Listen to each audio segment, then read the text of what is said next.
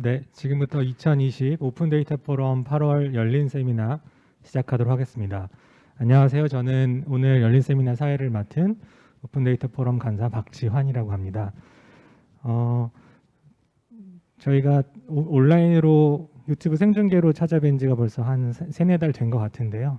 여전히 코로나19 사태가 엄중하게 진행되고 있어서 사회적 거리두기 2.5단계 격상으로 또 다시 한번 온라인으로 인사드리게 된 점 또 양해 부탁드리고요. 조만간 직접 얼굴 뵙고 오픈 데이터 포럼 진행할 수 있기를 좀 간절하게 희망하고 있습니다. 네, 여러분 잘 아시다시피 오픈 데이터 포럼은 매달 한 번씩 열린 세미나로 인사를 드리고 있는데요. 오늘은 많은 분들이 관심을 갖고 계실 거라고 생각을 합니다. 오늘 8월 열린 세미나 주제는 디지털 뉴딜과 데이터 생태계 발전 방향이라는 주제로 잡아봤습니다. 코로나19 사태나 아니면 경제 전환을 위해서 한국판 뉴딜 정책이 시행되고 있고, 그중에서 디지털 뉴딜 그리고 데이터를 기반으로 한 여러 사업들이 진행되고 있어서 많은 분들이 좀 관심을 갖고 계실 텐데요. 오늘은 저희가 오픈 데이터 포럼의 취지에 맞게 좀 생태계 발전 방향이라는 데이터 생태계 측면에서 좀 이 사업을 살펴보는 시간을 갖도록 하겠습니다. 이 내용을 좀 같이 살펴보기 위해서 오늘 주제 발제 두 분 전문가분들 모셨고요. 그리고 이어서 자유롭게 질의응답으로 진행되는 열린 토론 진행하도록 하겠습니다. 지금 실시간으로 댓글로 궁금하신 사항들은 다 남겨주시고요.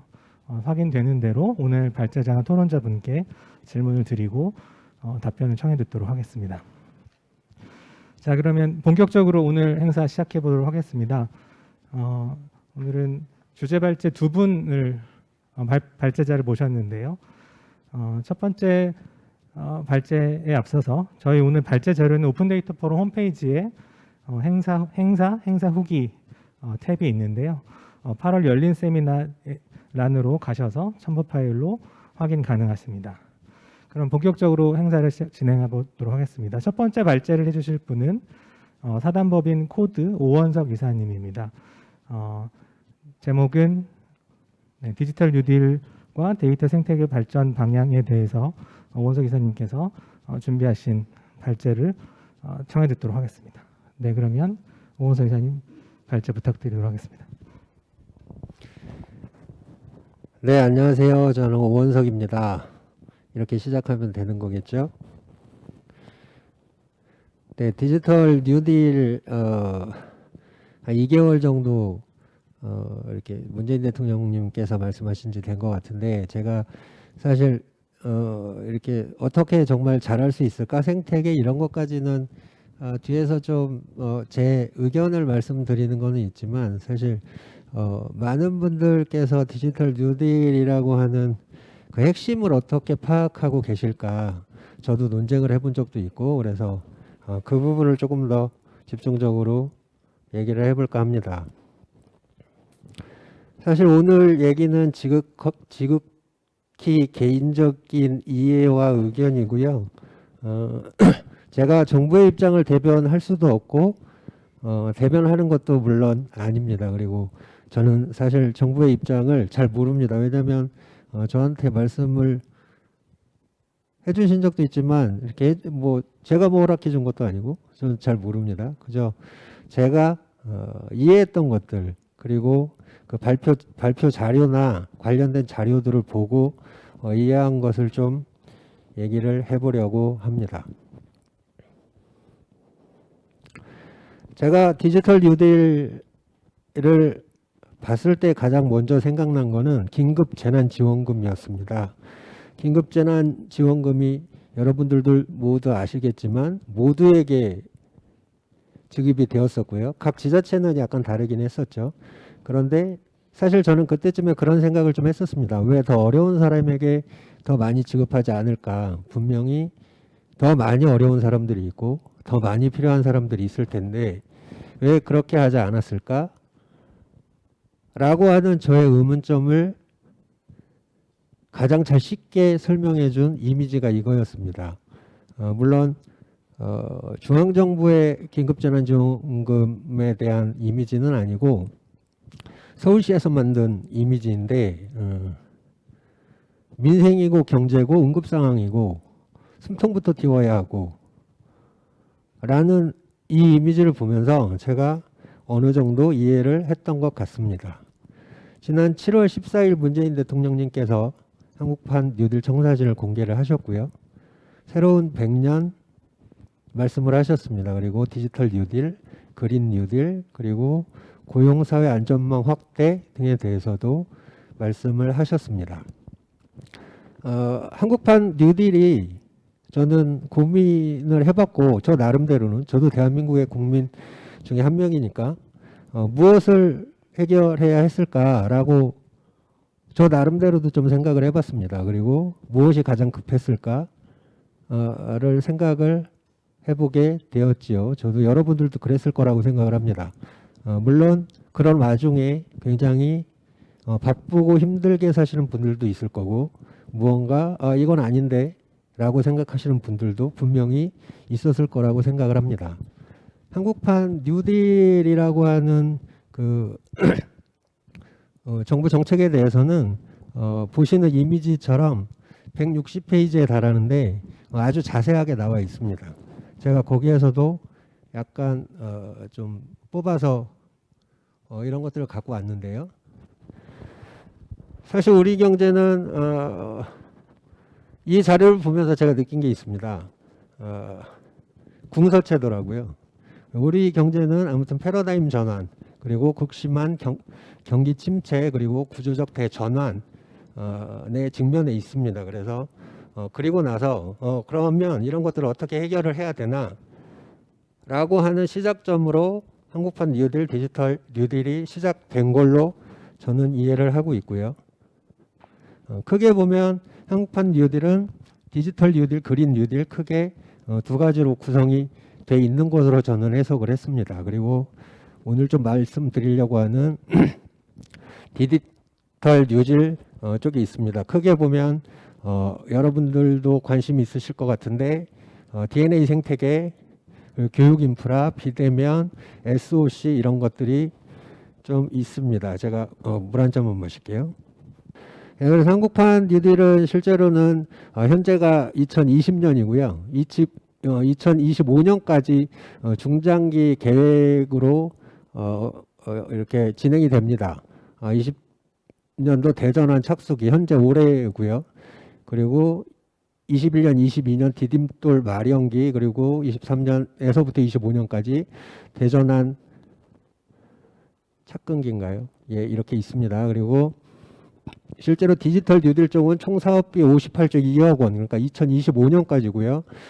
일자리 90.3만 개 창출을 목표로 그렇게 하고 있습니다. 크게 디지털 뉴딜 쪽 아까 말씀드린 그 보고서에 다 있는 내용이고요. 디지털 뉴딜 쪽을 보면 이렇게 크게 나뉩니다. DNA 생태계, 교육 인프라, 비대면 산업, SOC 이렇게 있고 디지털 뉴딜이 저희가 관심 있는 것은 사실 이 국민생활과 밀접한 분야의 데이터 구축, 개방, 활용 이쪽이 아닐까 좀 생각이 됩니다. 디지털 뉴딜, 한국형 뉴딜 말씀을 하실 때 가장 많이 언급이 됐었던 게 이 후보 때였던 것 같습니다. 미국이 대공황 위기를 극복하기 위해서 시작한 뉴딜 정책 중 가장 큰 프로젝트였고 실제로 2만 명 이상의 노동자가 건설 현장으로 모였고 대규모의 토목 공사가 이루어졌고 후보 때문에 모인 물은 식수로 발전으로 공업 용수로 흘러 들어가서 남서부지역 산업을 부흥시켰고 댐을 건설하면서 생긴 인공호수가 세계적 관광지로 만들었고 대공황 위기를 극복해 한 원동력이었다라고 합니다. 이 자료는 과학기술정보통신부에서 만든 유튜브에서 제가 발제를 좀 했습니다. 그리고 그 동영상에서도 이렇게 얘기를 합니다. 그러면 우리에게는 어떤 댐이 필요할까라고 하면서 이제 나오는 것이 데이터 댐입니다. 데이터 댐에서 많이 강조하는 그 이니셜 단어가 DNA이고요. D는 데이터, N은 네트워크, A는 인공지능입니다. 그래서 이렇게 안 돌아가죠. 데이터가 네트워크를 타고 우리가 조금 더 지능적인 서비스를 만들어낼 수 있는 인공지능으로 쓰이는데 그 데이터 때문에 가두어서 제가 사실은 좀 아쉬운 게 이 부분이었는데요. 선순환이 되어야 하는데 왜 가두었을까라는 생각을 좀 하긴 했습니다. 아무튼 DNA, 데이터댐, 데이터 생애, 전주기라고 해서 이제 이런 그림들을 설명 자료로 사용들을 하고 계십니다. 데이터가 많을수록 똑똑해지는 AI. 사실 현재 인공지능의 역사가 좀 긴데요. 현재 시기에 인공지능이 많이 활용이 되는, 여러분들도 많이 들어보셨을 것 같은 딥러닝이라고 하는 분야가 사실은 데이터가 엄청나게 많이 필요한 그런 시기입니다. 그래서 혹자는 물 먹는 하마라고도 하고요. 데이터가 많이 필요한 건 사실이고 그 데이터들을 생산해내기 위한 많은 사업들이 이제 디지털 뉴딜로 시행을 합니다. 그런데 디지털 뉴딜 21세기형 호버댐이 될 데이터댐을 짓는 일이라고 합니다. 그래서 딥러닝에 많이 필요한 데이터들을 많이 만들어내죠. 여기에서 보듯이 틱톡, 테슬라 그리고 많은 플랫폼 기업들이 데이터를 가지고 있듯이 그런 데이터들이 우리도 필요하고 우리나라 산업에도 필요하고 우리 기업에도 필요하니 그런 데이터들을 많이 만들어내서 인공지능 산업을 활성화시키자, 데이터 기반의 무언가들을 해내자, 이런 것들이 제가 보기에는 디지털 뉴딜의 핵심이라고 생각을 합니다. 디지털 뉴딜 사업의 대표적인 사업이 인공지능 학습용 데이터 구축 사업인데요. 이렇게 많은 것들을 만들어냅니다. 자연어 쪽, 헬스케어, 자율주행 이런 분야들이 있고요. 공공데이터 쪽도 개방 업무, 품질 업무, 실측 업무 등등 해서 조금 후에 본부장님께서 조금 더 자세하게 설명을 해 주실 거고요. 디지털 뉴딜은 실제로는 이제 이런 필요성에 의해서 숨통을 풀기 위해서 시행되는 거라고 볼 수 있는데 실제로 디지털 뉴딜 하면서 많이 나오는 단어들이 어떤 건가 제가 좀 봤습니다. 이제 이런 단어들이 나오는데요. 여기에서 가장 중요한 게 무엇이었을까요? 라고 생각을 했을 때 물론 분명히 생각하시는 분들마다 차이는 있을 거라고 생각을 합니다. 근데 많은 분들이 오해하시는 것 중에 하나가 인공지능, 5G, 자율주행 쪽으로 생각을 하시는 것 같아서 그것은 약간 저는 아쉬웠습니다. 왜냐하면 제가 생각하기에는 물론 경제를 튀기 위해서 정부가 비용을 내고 그리고 경제를 활성화시키기 위해서 무언가를 할 수 있는 것들 후보댐과 같은 이지만 사실은 그 목적이 인공지능, 자율주행, 5G, 디지털 등등에 있는 거라고 저는 생각하지 않았습니다. 현재 나오는 그 용어에서 보면 제가 디지털 뉴딜 하면 많이 생각나는 건 경기 회복, 숨통, 일자리 창출 이런 겁니다. 디지털 뉴딜에서 뭐 물론 이렇게 흑백 논리로 얘기를 할 수 있는 건 아니지만 인공지능과 데이터가 중요했을지 숨통이 중요했을지 라고 생각해 보면 저는 숨통이라고 이해를 하고 있습니다. 그렇다라고 하더라도 아쉬운 것은 분명히 있습니다. 그런데 물론 빨리 경제가 돌아야 했었고 그리고 빠른 시간 내에 무언가를 의사결정, 정책 결정을 해야 했었던 거는 충분히라고 하는 단어가 어떨지 모르겠는데 이해되는 면이 없지 않아 있습니다. 다만 저는 디테일의 부족과 아쉬움이라고 주로 표현을 하는데요. 관리를 위한 행정보다 양질의 데이터 확보를 위한 노력들 물론 시간이 필요합니다. 그리고 더 많은 조사 연구가 필요하고 더 많은 대화가 필요했을 거라고 보이기는 하는데 어땠나 라는 거를 생각해 보면 약간 아쉬운 면이 없지 않아 있습니다. 그리고 정말로 더 많은 국민이 필요로 하는 데이터가 생산이 되는가, 아니면 물론 시간이 부족했고 사람이 부족했다라고만 얘기를 할 것인가라고 보면 약간은 아쉬운 면이 없지 않아 있습니다. 더 많이 보면 저작권 문제, 개인정보 문제, 그리고 생태계 문제, 그리고 공익적 가치, 형평성, 공모 방식, 평가 방식 등등등 약간은, 그런데 정말 많은 정부의 정책들, 의사결정들이 모두에게 만족스러울 수는 당연히 없습니다. 뭐 어떤 정책이라든지 약간의 아쉬움이나 부족한 점들, 그리고 물론 그것을 바라보는 사람들의 관점에 따라서도 굉장히 달라지는 거고, 저는 아무튼 이런 아쉬움들이 약간씩은 있었습니다. 그리고 아까도 보셨던 그림인데 제가 생각하는 것 중에 좀 큰 아쉬움으로 다가오는 게 이 부분인데, 데이터 구축의 목표나 목적이 되어서는 절대로 안 될 거라고 생각을 하고 있습니다. 그런데 제가 아까도 데이터댐 얘기를 했지만,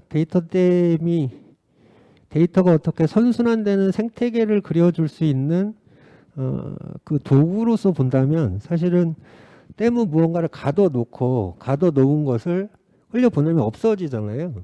물론 거기다 또 쌓아야죠. 그런데 사실은 그게 정부가 일정 부분 많은, 뭐 5년간 이제 더 많은 투자를 하겠지만 그것들이 살아나려면 데이터가 돌아야 되는데, 그 부분이 좀 아쉽습니다. 뭐냐면 뭐 테슬라건 페이스북이건 구글이건 데이터들을 생산하려고 생산했던 것이 아니라 서비스를 하면서, 플랫폼이라고 하죠 저희가, 그 플랫폼에서 자연적으로 생산되는 구조고, 그 안에서 어떤 데이터를 활용하는 기능들이 나오고 하듯이 데이터 구축이 목표나 목적이 되어서는 안 되는데, 물론 그것이 목표나 목적은 아닐 거라고 저도 생각을 합니다. 다만 지금 데이터를 구축하는 그 단계가 그 이후에 어떻게 할 것인가, 계속 지원을 해야 하는가, 아니면 그 데이터를 쓰는 곳에서 선순환될 수 있는가 라는 것을 보면 약간 아쉬운 면이 없지 않아 있습니다. 데이터는 살아 숨쉬어야 하고 플랫폼화 되어야 하고 지속적으로 생산이 될 수 있어야 하는데, 그 부분이 약간은 아쉬운 부분이 있습니다. 그리고 또 아쉬운 것이, 이게 사실은 AI 학습 데이터 구축 같은 경우는 올해 디지털 뉴딜에서 많이 중점적으로 지원이 되는 그런 과제인데, 이번에 뉴딜로 한 150개 정도 제가 알기로는 그렇습니다. 그런데 그 이전에도 있습니다. AI 허브라고 해서 현재도 서비스가 운영 중이고요. 그런데 실제로는 이 데이터가 해당 그 서비스에 가서 보면 이 데이터를 쓰기 위해서 무언가 입력을 해야 됩니다. 그 신청 사유를 입력을 해야 되고, 어떻게 책임을 어떻게 져야 된다, 이제 이런 것들이 있는데, 사실 여기까지는 이해를 합니다. 그런데 다음에 보면 이거는 이미 있는 데이터예요. 지금 구축하는 데이터가 아니고, 국산 자동차 같은 경우 제가 글씨가 잘 안 보이는데, 저작물을 이용을 하려면 어떻게 해야 한다, 어떤 문제가 있으면 너가 책임져야 한다, 뭐 등등이 있습니다. 그리고 한식 사진 같은 경우도 그러한데, 신고를 하고 이용을 해라, 내지는 2차 저작물을 만들었을 때 어떻게 된다, 그리고 그 저작물을 변경하거나 어떻게 했을 때 아무튼 책임을 져야 한다, 이런 게 있는데, 물론 제가 내부 깊숙이는 몰라서 이렇게밖에 될 수 없는, 분명히 이유가 있겠죠. 그런데 많은 경우에 보면 국민들이 스스로 사용하라고, 그리고 창업도 하고 인공지능 개발도 하고 여러 가지를 하라고 정부 예산을 들여서 구축해 놓은 데이터가 사용하기가 불편한 것들이 굉장히 많이 있습니다. 이 예시는 이제 대표적으로 꺼내 놓은 거고, 사실 사용하려고 하는 입장에서는 왜 이런 책임 동의서를 써야 하는지 모를 때가 이건 전면 공개가 아닌 거 아닌가? 책임을 이렇게 져야 되나? 이런 생각이 들 때가 있습니다. 그래서 이런 부분이 좀 아쉬운 거고요. 이게 좀 지났는데 저번 주인가요? 저번 주인가요? 시민을 위한 공공 데이터 정책 토론회에서 디지털 뉴딜이 놓치고 있는 것들, 뭐 이제 이런 것들 시민사회에서 말씀들도 하고 그러십니다. 이런 얘기들도 앞으로 2025년까지 해야 하니까 귀담아 들어야 하지 않을까라고 생각이 듭니다. 이런 기사들이 많이 있죠. 사실은 이장표에 훨씬 더 많은 기사들을 캡처를 해서 넣었었는데 가장 많이 듣는 얘기가 눈알 붙이기인 것 같습니다. 눈알 붙이기라고 생각할 수도 있습니다. 그런데 지금은 선순환되고 지속적으로 될 수 있고 플랫폼화 될 수 있다면 눈알 붙이기부터 해야 된다라고 저도 생각을 합니다. 그리고 그거보다 더 중요한 건 아무튼 지금 2.5단계 막 코로나 확산도 훨씬 더 가속화되고 있고 아무튼 우리 경제를 저도 요즘 우울증에 걸릴 것 같은데 이 세상을 어떻게 무언가를 풀어서 후보댐이라고 하는 게 굉장히 잘 됐었다는데 우리가 무엇을 할 수 있었을까 빨리 해야 하는데 라고 봤을 때 그 어떤 누가 어떻게 더 좋은 정책을 만들어낼 수 있었을까?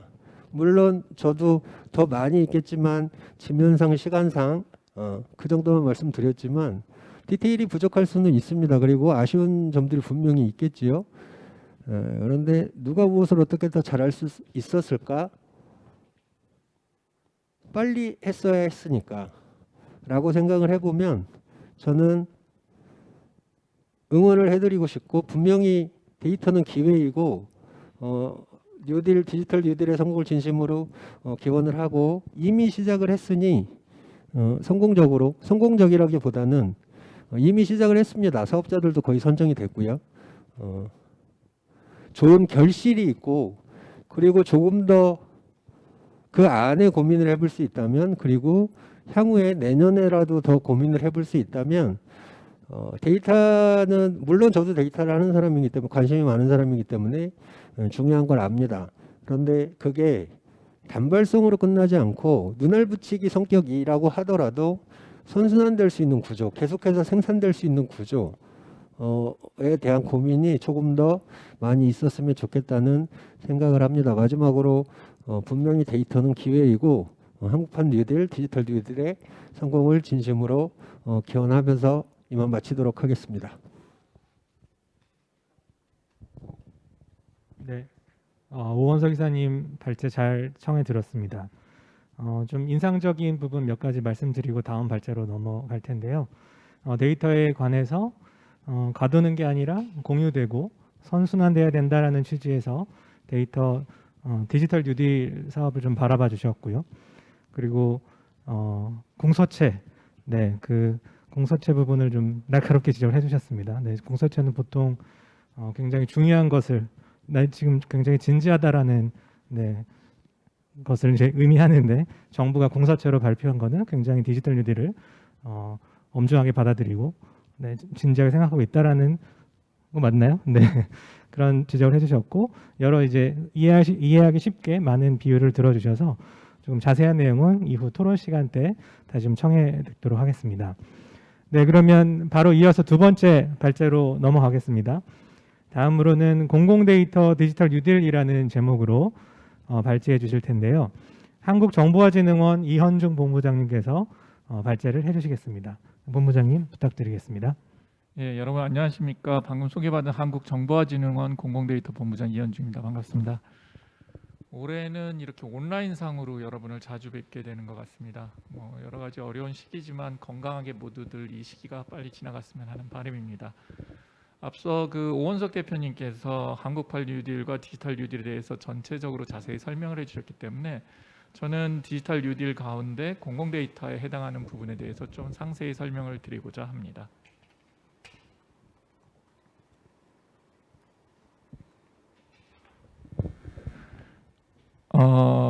공공 데이터 관련된 디지털 뉴딜은 이제 한국판 뉴딜 뒷받침을 위한 그 핵심 사업으로서 시작이 되고 있습니다. 제가 이 사업이 맨 처음에 진행됐을 때 되게 당황스러웠던 것 중에 하나는 그 한국판 뉴딜의 세 가지 파트 중에 디지털 뉴딜이 첫 번째 파트였고요. 또 디지털 뉴딜 중에 첫 번째 과제가 데이터 댐이었었습니다. 데이터 댐을 이루는 구성 요소가 많은데 그 가운데서도 공공 데이터 개방과 품질 개선을 1번으로 발표를 하셨습니다.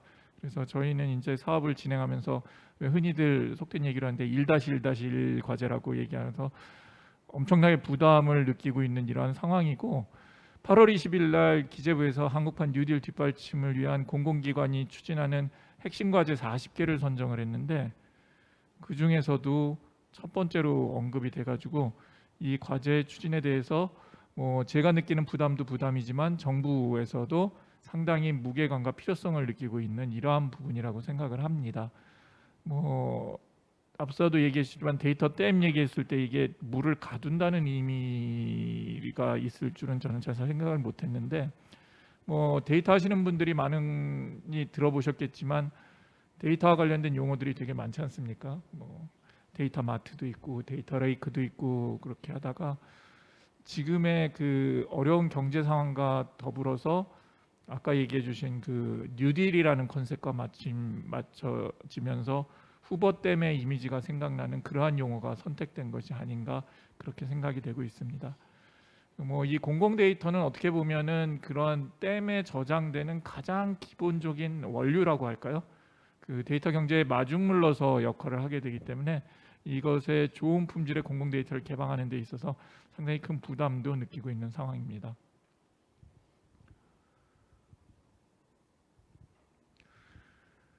그 실제적으로 이 과제는 중점관리 프로젝트 40개 중에 하나로 되어 있고요.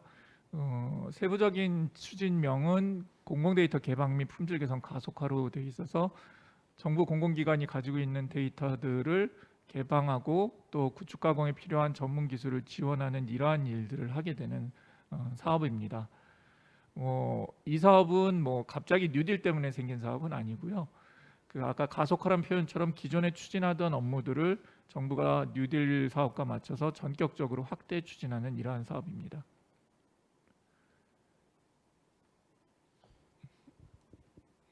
잘 안 넘어가네요.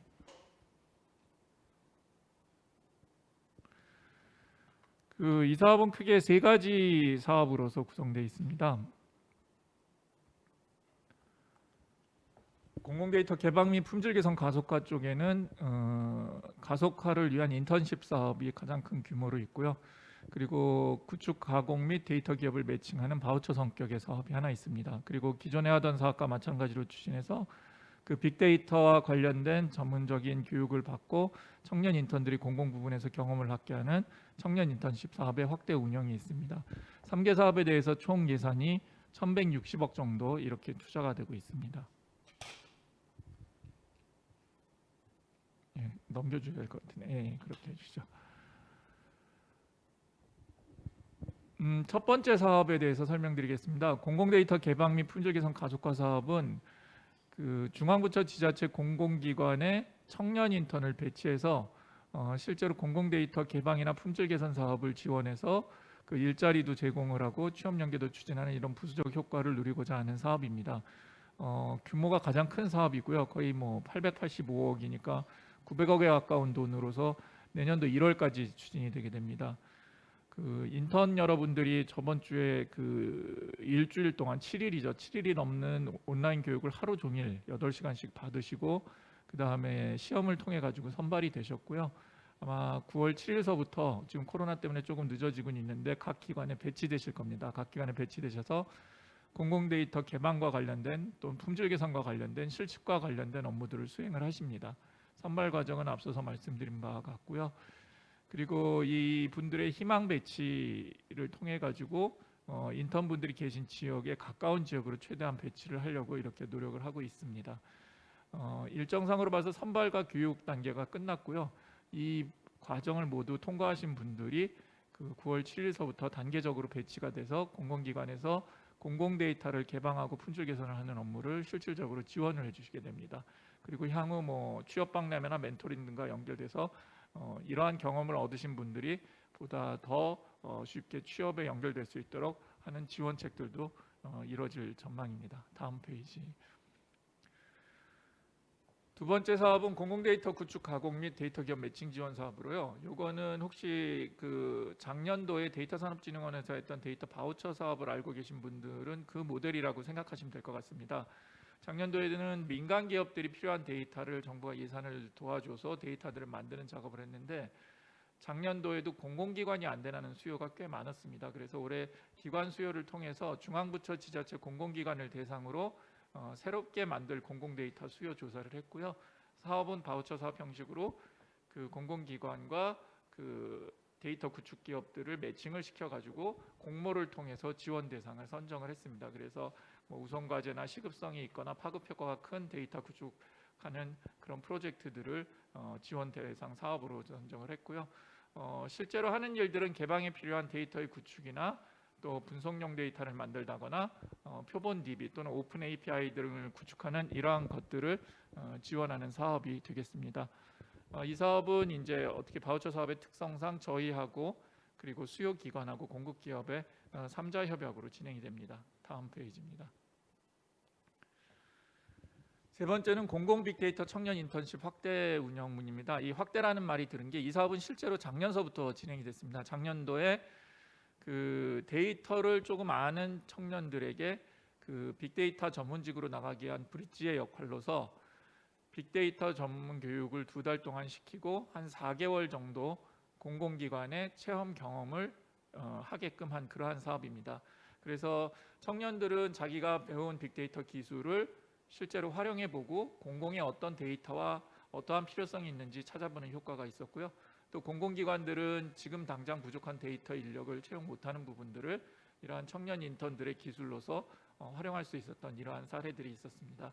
실제로 작년도에 이 사업을 통해서 상당수 많은 청년들이 그 데이터 관련 업무들을 찾는 데 도움이 됐었습니다. 100명 중에 36명 정도니까 상당수의 그 청년들이 기회를 잡을 수 있었고요. 그래서 올해는 작년과 똑같이 100명을 이미 하고 있는데 거기에 뉴딜 쪽에 더 추가적으로 600명의 추가 인력들을 선발을 해가지고 이러한 기회들을 제공을 할 예정으로 있습니다. 세 가지 과제에 대해서 간단히 설명드렸고요. 이거 이외에도 저희 한국정보진흥원은 그 디지털 뉴딜과 안전망 강화 쪽에 여러 가지 IT를 활용한 사업들을 진행을 하고 있습니다. 총 20년 추경에서 뉴딜 관련돼서 한 14개 사업으로 8,500억 정도의 사업을 받아가지고요. 이 디지털 뉴딜 부분 또 IT를 이용한 활용 부분에서 그 국민 여러분들과 이제 많은 사업들을 같이 이렇게 진행을 하고 있습니다.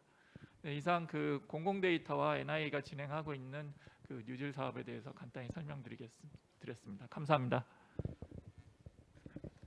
네, 본부장님 발제 감사드립니다. 본부장님께서는 주로 디지털 뉴딜 부문 중에서 공공 데이터 파트에 대해서 좀 설명을 해주셨고요. 가장 상위에 있어서 좀 많은 부담을 느끼고 계신 것 같습니다. 여러분들의 많은 참여와 도움이 필요한 시점인 것 같고요. 그리고 크게 세 가지로 그 사업을 소개해 주셨는데요. 공공 데이터 품질 관리 구축 신규 지원, 그리고 개방 및 품질 개선 가속화, 그리고 지금 실시간 댓글로 많은 분들이 질문을 올려주고 계시는데요. 공공 빅데이터 청년 인턴십 부분이 많은 분들이 관심을 가지고 계시는 것 같아요. 그래서 크게 세 가지 파트로 나누어서 설명을 잘 해주셨고요. 좀 더 궁금하신 사항들은 이후 토론 시간에서 더 질문을 직접 해주시면 답변을 청해 듣도록 하겠습니다. 자, 그러면 발제까지 모두 다 들었고요. 그러면 지금부터 약 1시간가량 열린 토론으로 바로 넘어가도록 하겠습니다. 그럼 본격적인 토론에 앞서서 오늘 참석해 주신 패널 분들 소개를 하고 토론으로 진행할 텐데요. 먼저 오늘 첫 번째로 발제를 해주신 사단법인 코드 오원석 이사님 함께 해주셨습니다. 네, 뭐 박수 소리 뭐 들어가는 그런 거 없는데 저희가 수동으로 박수 소리를 넣도록 하겠습니다. 다음은 두 번째로 발제를 해주셨던 한국정보진흥원 이현준 본부장님 자리하셨습니다. 네. 마지막으로는 오래 기다리셨는데요. 테스트웍스 윤석원 대표님 자리해 주셨습니다. 네, 그러면 본격적인 토론에 앞서서 지금 토론자로 저희가 모신 윤석원 대표님 말씀을 간단하게 청해 듣고 질의응답 형태로 열린 토론 진행해 보도록 하겠습니다. 먼저 윤석원 대표님께서 운영하고 계신 회사 소개와 그리고 오늘 들었던 내용에 대해서 간단히 코멘트를 해주시고 본격적인 토론으로 진행하도록 하겠습니다. 그럼 네, 대표님 부탁드리겠습니다. 안녕하세요. 무한의 가능성을 테스트하는 테스트웍스의 윤석원 대표입니다. 저희는 그 인공지능 데이터셋을 구축하는 전문 기업이고요.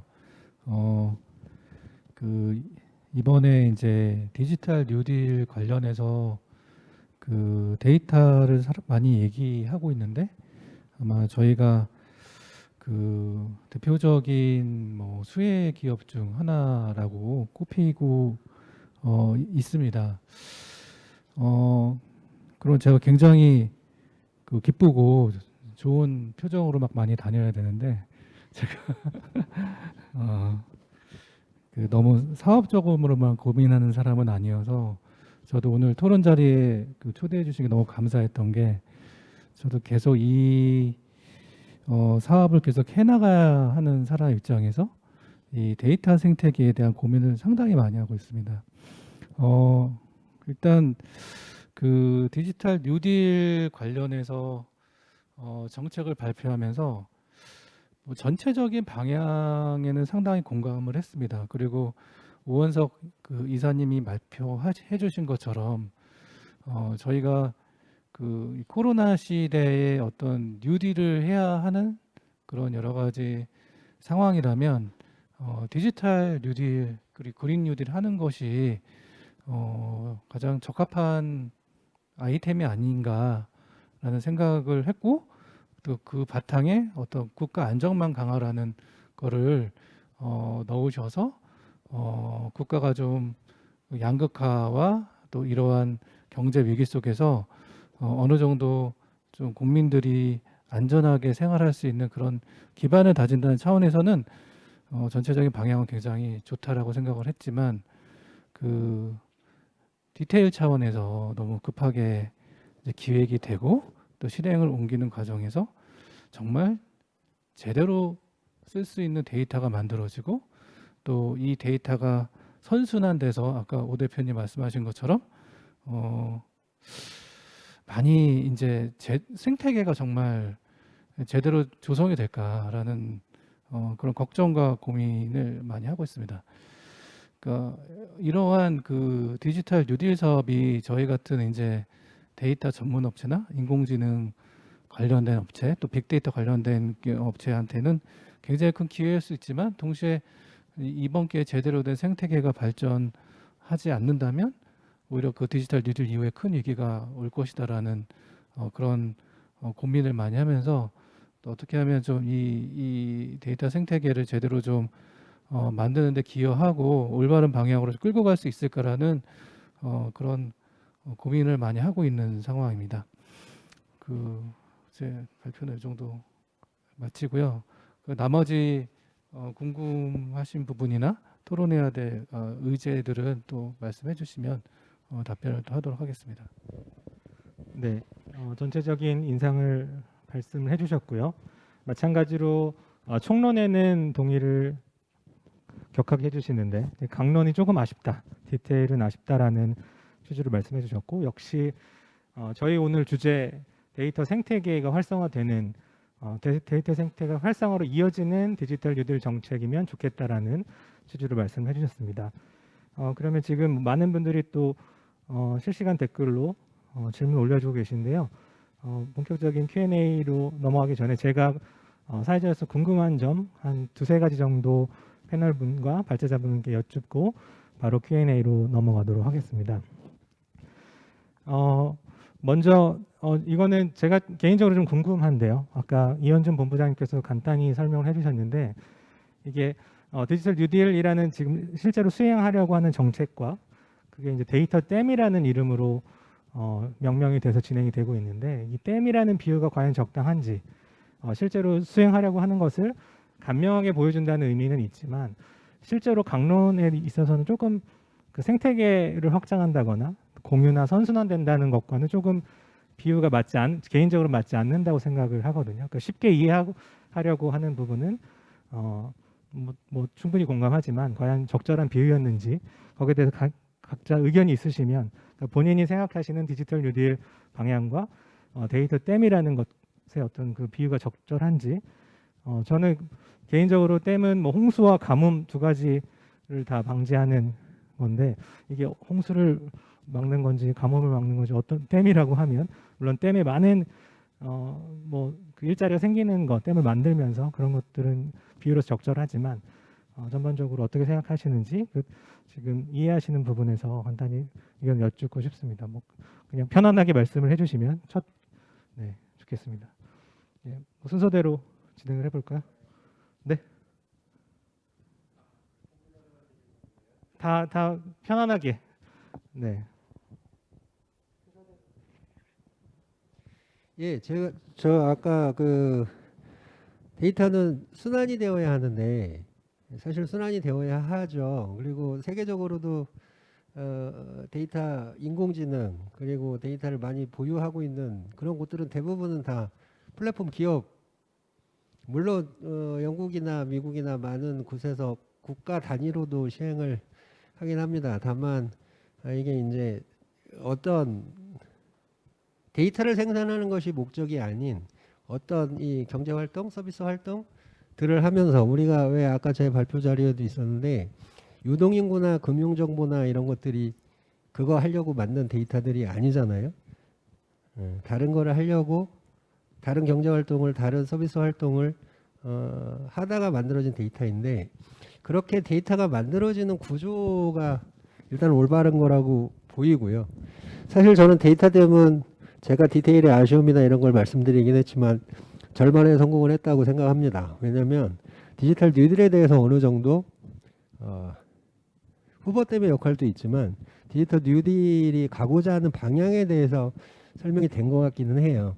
그런데 다만 이제 조금은 데이터에 대해서 더 신경을 쓰는 입장에서 보면 아쉬움이 있는 거죠. 언제나 그런데 그런 아쉬움은 있을 거라 봅니다. 사실 제가 야구를 굉장히 좋아하는데요. 야구는 6할 하면 거의 1위 하거든요. 6할 오픈 정도 하면. 근데 저는 데이터 댐이 분명히 아쉬움은 있고 내년에 아니면 저는 뭐 정책 의사결정하시는 분들이 어떻게 하실지는 모르겠지만 이해를 시키는데 절반의 성공을 했다고 봅니다. 다만 데이터 입장에서 보면 아쉬움이 있는 거긴 합니다. 그 말씀하셨지만 이렇게 돌아야 되는데 단방향 쪽으로 가는 느낌이거든요. 저는 그래서 약간의 아쉬움은 있습니다. 그런 느낌이. 뭐 우스갯소리인데 데이터 댐 디지털 뉴딜 한국판 뉴딜이 발표된 이후에 시멘트 업종이 주가가 많이 올랐다고 그런 묻지 못할 실제로 저 보도를 제가 본 것 같은데요. 그래서 좀 오해가 있을 수도 있고 그러니까 디지털 뉴딜의 방향성을 잘 보여주는 비유이긴 하지만 디테일에 있어서는 조금 오해 소지가 또 있을 수 있다. 그 부분은 실제로 정책을 수행하면서 좀 보완해야 되겠다라는 취지로 저는 이해를 했습니다. 나머지 두 분도 뭐 꼭 데이터 댐 얘기를 뭐 해주셔도 좋고요. 아니면 좀 덧붙이고 싶으신 말씀 있으시면 간단하게 총론격으로 말씀해 주시고 본격적으로 질의응답을 진행해 보도록 하겠습니다. 예, 그 오 대표님이 걱정해 주신 이러한 부분 저도 절대적으로 공감을 하고 있고요. 그 아까 말씀드린 대로 이 댐이란 용어가 뭐 여러 가지 용어로서 고민이 되기도 했지만은 그 전에는 아무래도 데이터 레이크란 용어가 좀 영향을 미칠 수밖에 없었습니다. 우리나라의 기업들은 이제 그 데이터 산업이나 이제 디지털 트랜스포메이션의 발달에 따라 가지고 이제 데이터 레이크의 개념들을 막 도입을 하고 있고 큰 회사들이 이제 그러한 개념들을 얘기를 하고 있는데 국가가 그런 것을 만드는 게 적절할까 이런 것들에 대한 고민도 아마 과정 중에 상당히 있었습니다. 근데 이게 아까 말씀드린 대로 지금의 시기가 아니었으면은 정부가 이렇게 대규모의 프로젝트로서 이러한 이름을 붙여서 진행은 안 했을 것 같다라는 생각도 들고 있습니다. 솔직히 쉬운 일이 아니었던 게 그 민간과 공공의 데이터를 어떻게 보면 영역을 없애는 거거든요. 한 군데 모아서 지금 많은 분들이 요구하고 계시는 데이터의 융합이라든지 결합을 통한 새로운 서비스의 발굴 이런 것들을 어떻게 보면 정부가 표현이 적절할지 모르겠습니다. 인위적, 선도적 이렇게 하겠다는 강력한 의지로서 이제 만든 이러한 플랫폼이고 환경이다 보니까 그 이름이 어떻게 댐이라고 이렇게 붙여진 것 같다는 이런 변명 아닌 변명을 하고 있고요. 그런 의미에서 보면 그 안에 있는 것들의 과제들이 그러한 구성 요소로서 뭐 빅데이터 플랫폼이라든지 AI 데이터셋, 뭐 저희 같은 공공 데이터, 그리고 이거 말고도 아까 말씀드린 그 공공기관이 실제로 하겠다는 40대 중점 사업들을 보면 많은 공공기관들이 자기들이 업무상 만든 데이터들이나 이러한 것들을 민간이 쓸 수 있게 개방하고자 하는 과제들을 엄청나게 많이 제시를 하고 있습니다. 저도 우려도 많이 되지만 아무튼 이 사업이 시작되면서 적어도 공공 같은 경우는 그동안 생각했던 데이터를 자사라고 합니다. 자기 기관의 자원으로서뿐만이 아니라 개방을 하고 들어온 품질로 개선을 함으로 해서 좀 더 국가 경제나 사회 발전에 이바지할 수 있다는 이러한 인식 전환과 그 시도가 이루어졌다. 그리고 그것이 이제 막 시작됐다. 이렇게 볼 수 있는 이러한 상황인 것 같습니다. 데이터에 대해서 공공기관, 그 정부 각 부처에서 그 중요성을 좀 인식하게 되는 큰 계기로 일단 봐주시면 좋겠고, 세부적인 부분은 좀 우려가 있는 것도 사실이지만 그런 선도적인 방향 제시 측면에서 좀 봐달라는 취지로 이해를 하면 될 것 같습니다. 그럼 마지막으로 간단히 대표님. 네, 저는 인공지능 데이터 측면에서는 우리나라가 절대적인 양이 부족한 건 사실이다 이렇게 보았습니다. 그래서 뭐 중국이나 미국이나 뭐 이런 인공지능의 어떤 선진국가 대비 특히 이제 스타트업 기업들이 이 데이터를 축적하고 학습할 수 있는 충분한 양의 데이터가 공개되어 있지 않고 이로 인해서 이런 스타트업이 빠른 시간 내에 육성되기가 좀 어려운 상황인 거는 맞은 것 같습니다. 그래서 그런 의미에서 데이터를 한 곳에 집중적으로 모은다는 측면에서는 댐이라는 용어도 충분히 수용 가능하고 납득할 수 있는 거지만, 또 오 대표님 말씀하신 것처럼 순환적인 측면, 그리고 산업계 곳곳에서 들어가는 측면에서는 약간 데이터 파이프라인 같은 그런 개념이 좀 가면 좋지 않았을까 생각이 들어요. 그래서 이게 사실은 이 데이터가 각각 기업에 또 스며들어야 되거든요. 스며들어서 제대로 활용이 돼야 되는데, 그런 측면에서 댐은 약간 좀 데이터를 단기간에 그냥 모으고 축적하는 그런 측면이 좀 강조된 것이 아닌가라는 좀 아쉬움은 좀 있습니다. 하지만 아까 말씀드린 것처럼 절대적인 데이터의 양이 부족하기 때문에 국가 경쟁력 차원에서도 이런 인공지능 데이터셋을 많이 만들어서 공개할 필요는 있다, 이런 생각이 듭니다. 일단 댐을 구축한 다음에 파이프라인을 통해서 이걸 또 어떻게 배분할지, 잘 순환시킬 수 있을지 그런 추가적인 고민이 필요하다는 코멘트를 해주셨고요. 그러면 이제 본격적으로 실시간 댓글과 사전에 접수된 질문들을 좀 소화해 볼 텐데요. 앞쪽에 질문 주셨는데 어떤 데이터를 수집하고 공개해야 되는지, 이 디지털 뉴딜이라는 측면을 봤을 때 어떤 데이터가 좋은 데이터고 어떤 데이터가 국민의 삶을 향상시킬 수 있을지에 대한 질문을 초반에 주셨는데요. 지금 제 창에서 댓글이 위로 올라가 버려서 제가 기억으로 지금 말씀을 드리는 거라서 양해를 부탁드립니다.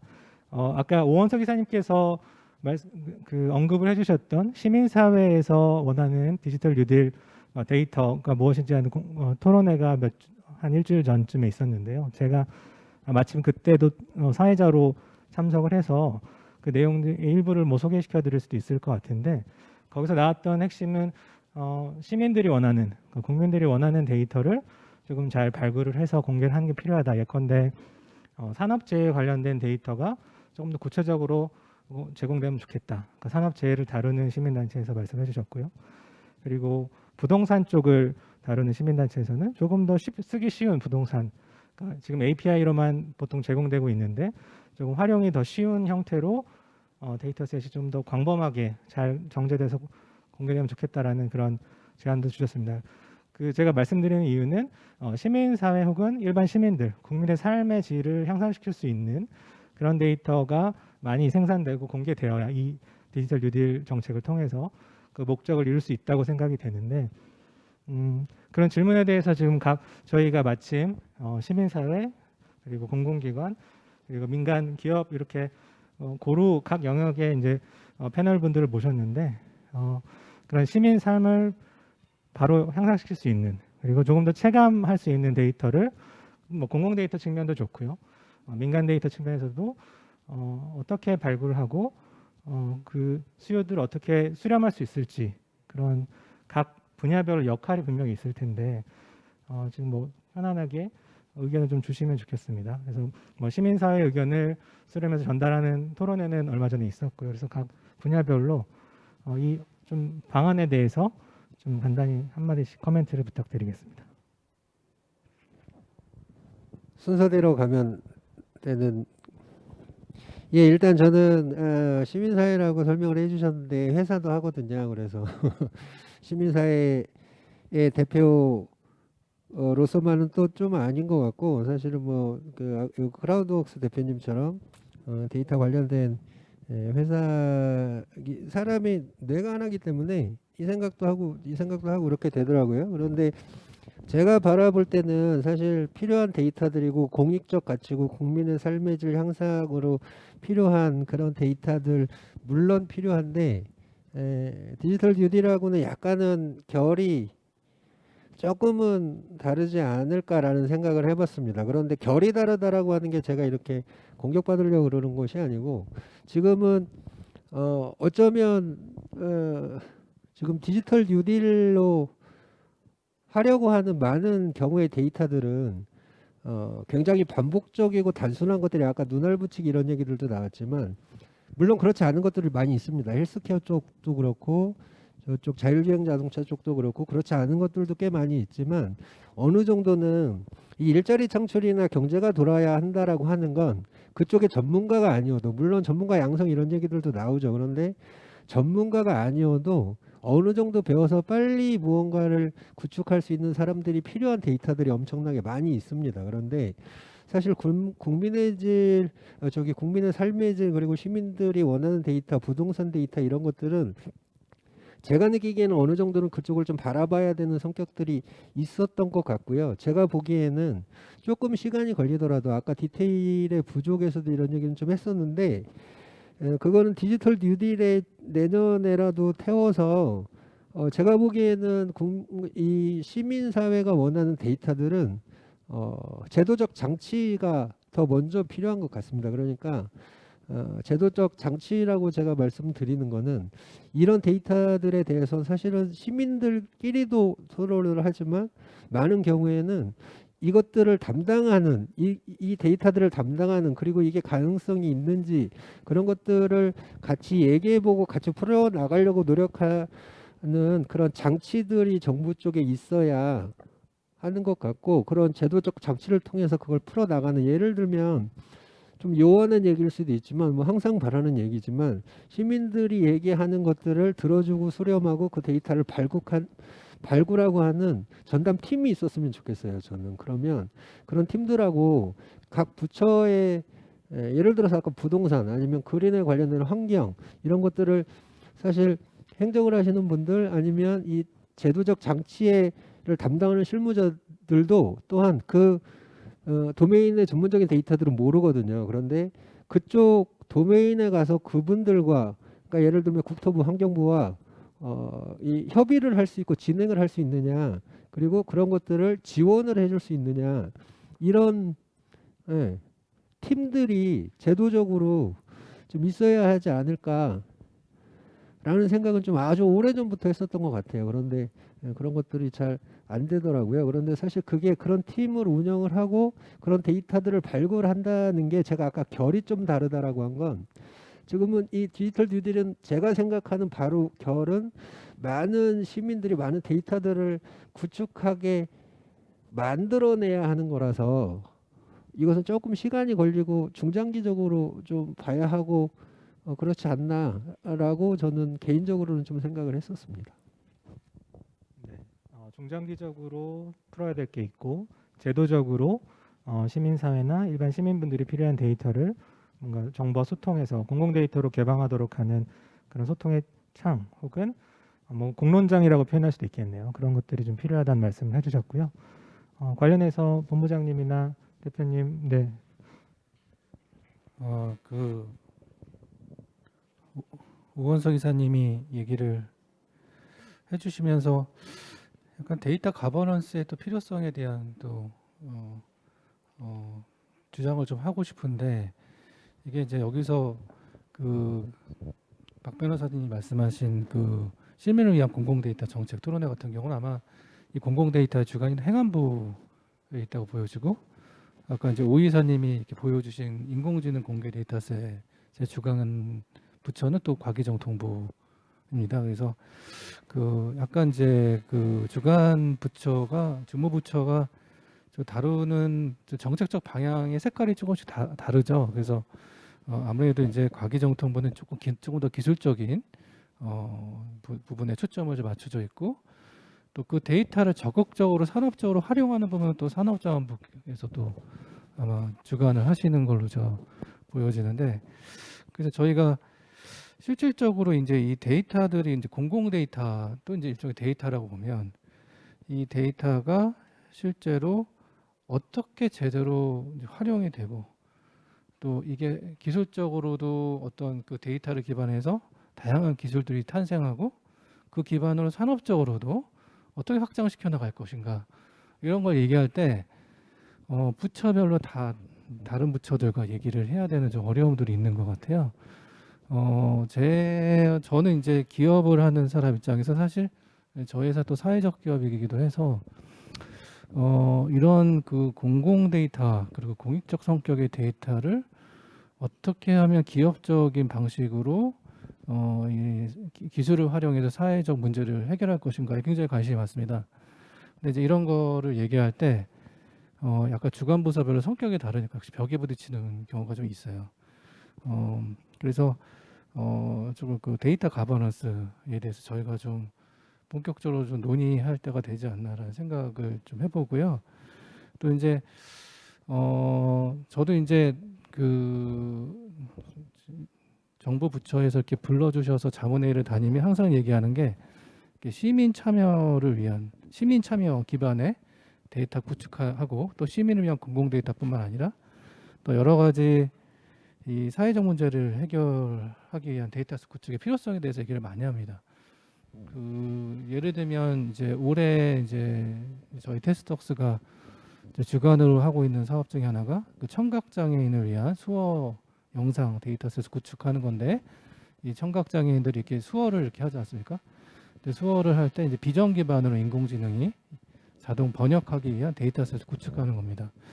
이제 그런 것처럼 사실 이제 그 국민 생활과 직결되고 또 이제 예전 같으면 이제 풀 수 없는 기술인데 인공지능 풀 수 없는 문제인데 인공지능의 어떤 등장과 발전으로 인해서 해결할 수 있는 그런 여러 가지 시민 밀착형 그리고 이제 국민의 어떤 복지와 연결된 다양한 그 데이터셋이 만들어질 수 있고 또 실질적으로 그런 문제를 해결할 수 있는 서비스로도 연결될 수 있다라는 측면에서 보면 조금 더 저희가 그 시야를 넓혀서 이런 좀 공익적인 성격의 데이터셋 발굴도 필요하다 이런 말씀을 좀 드리고 싶습니다.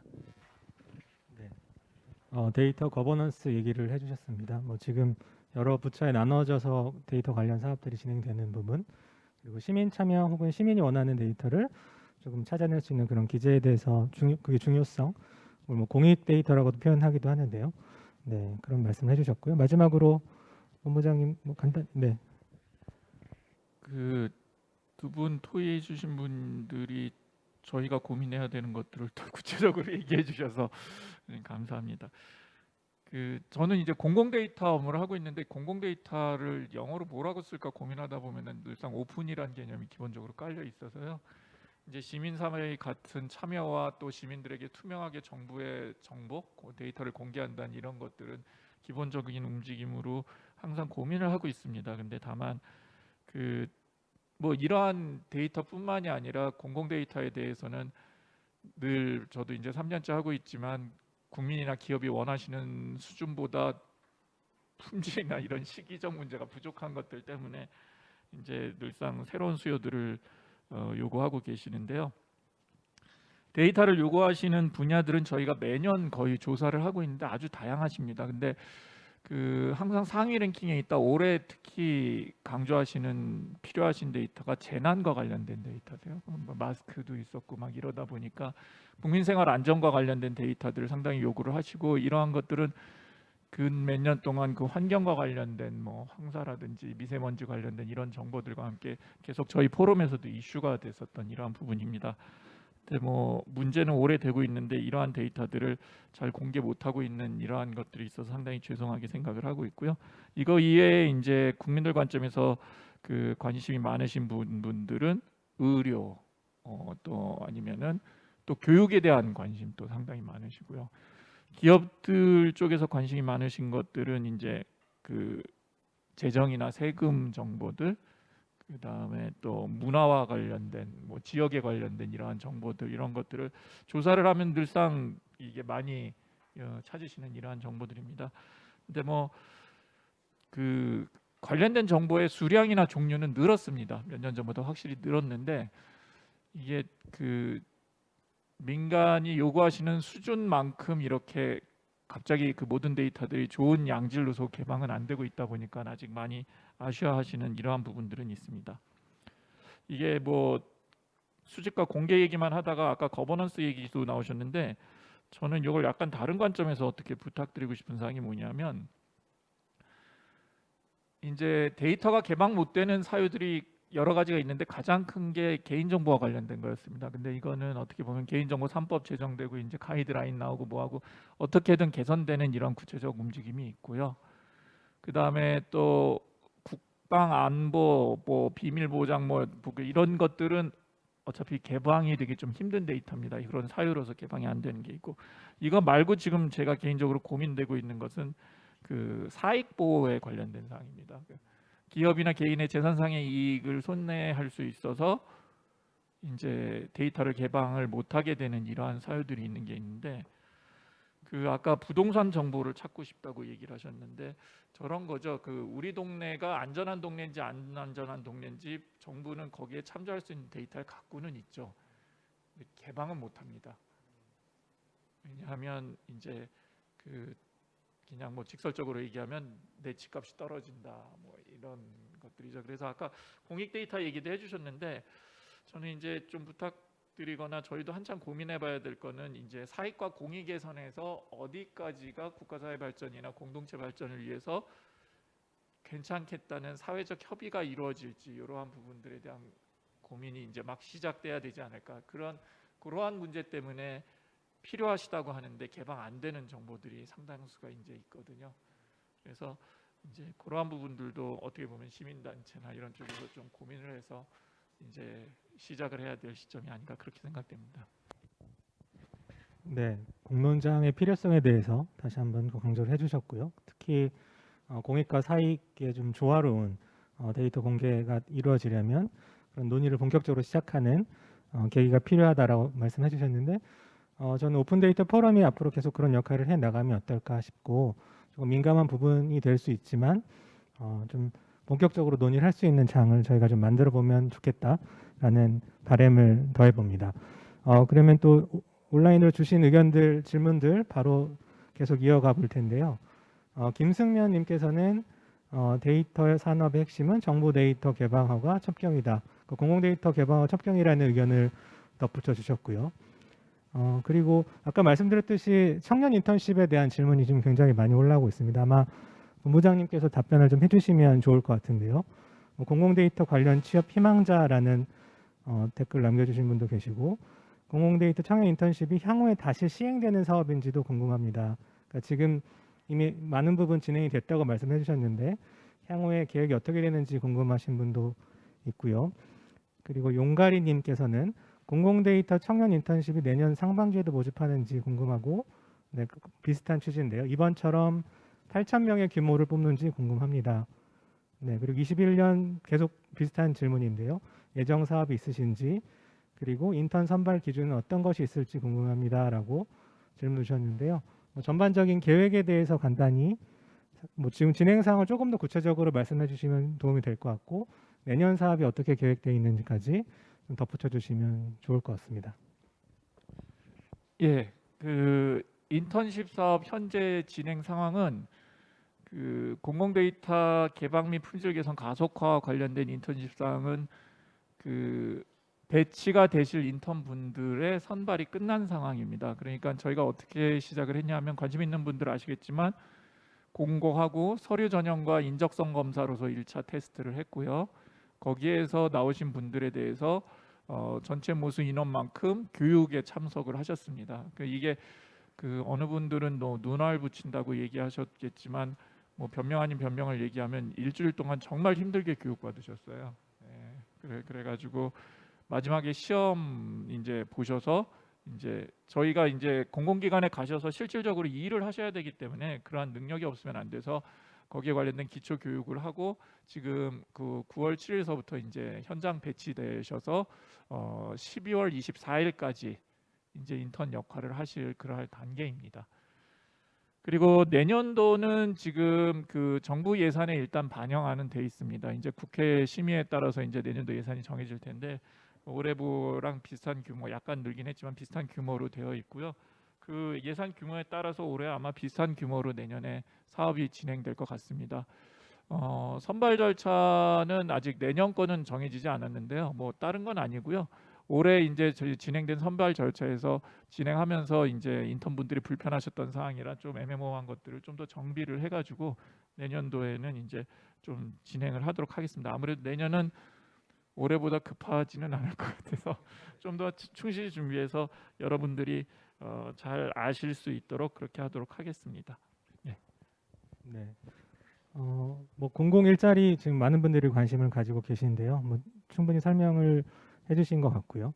혹시 대표님께서 뭐 계획하고 계신 좋은 일자리 이 데이터 관련해서 한 15초 정도 홍보의 기회를 네, 기회 드리도록 하겠습니다. 그 저희 회사에 그 AI웍스라는 크라우드 소싱 플랫폼이 있는데요.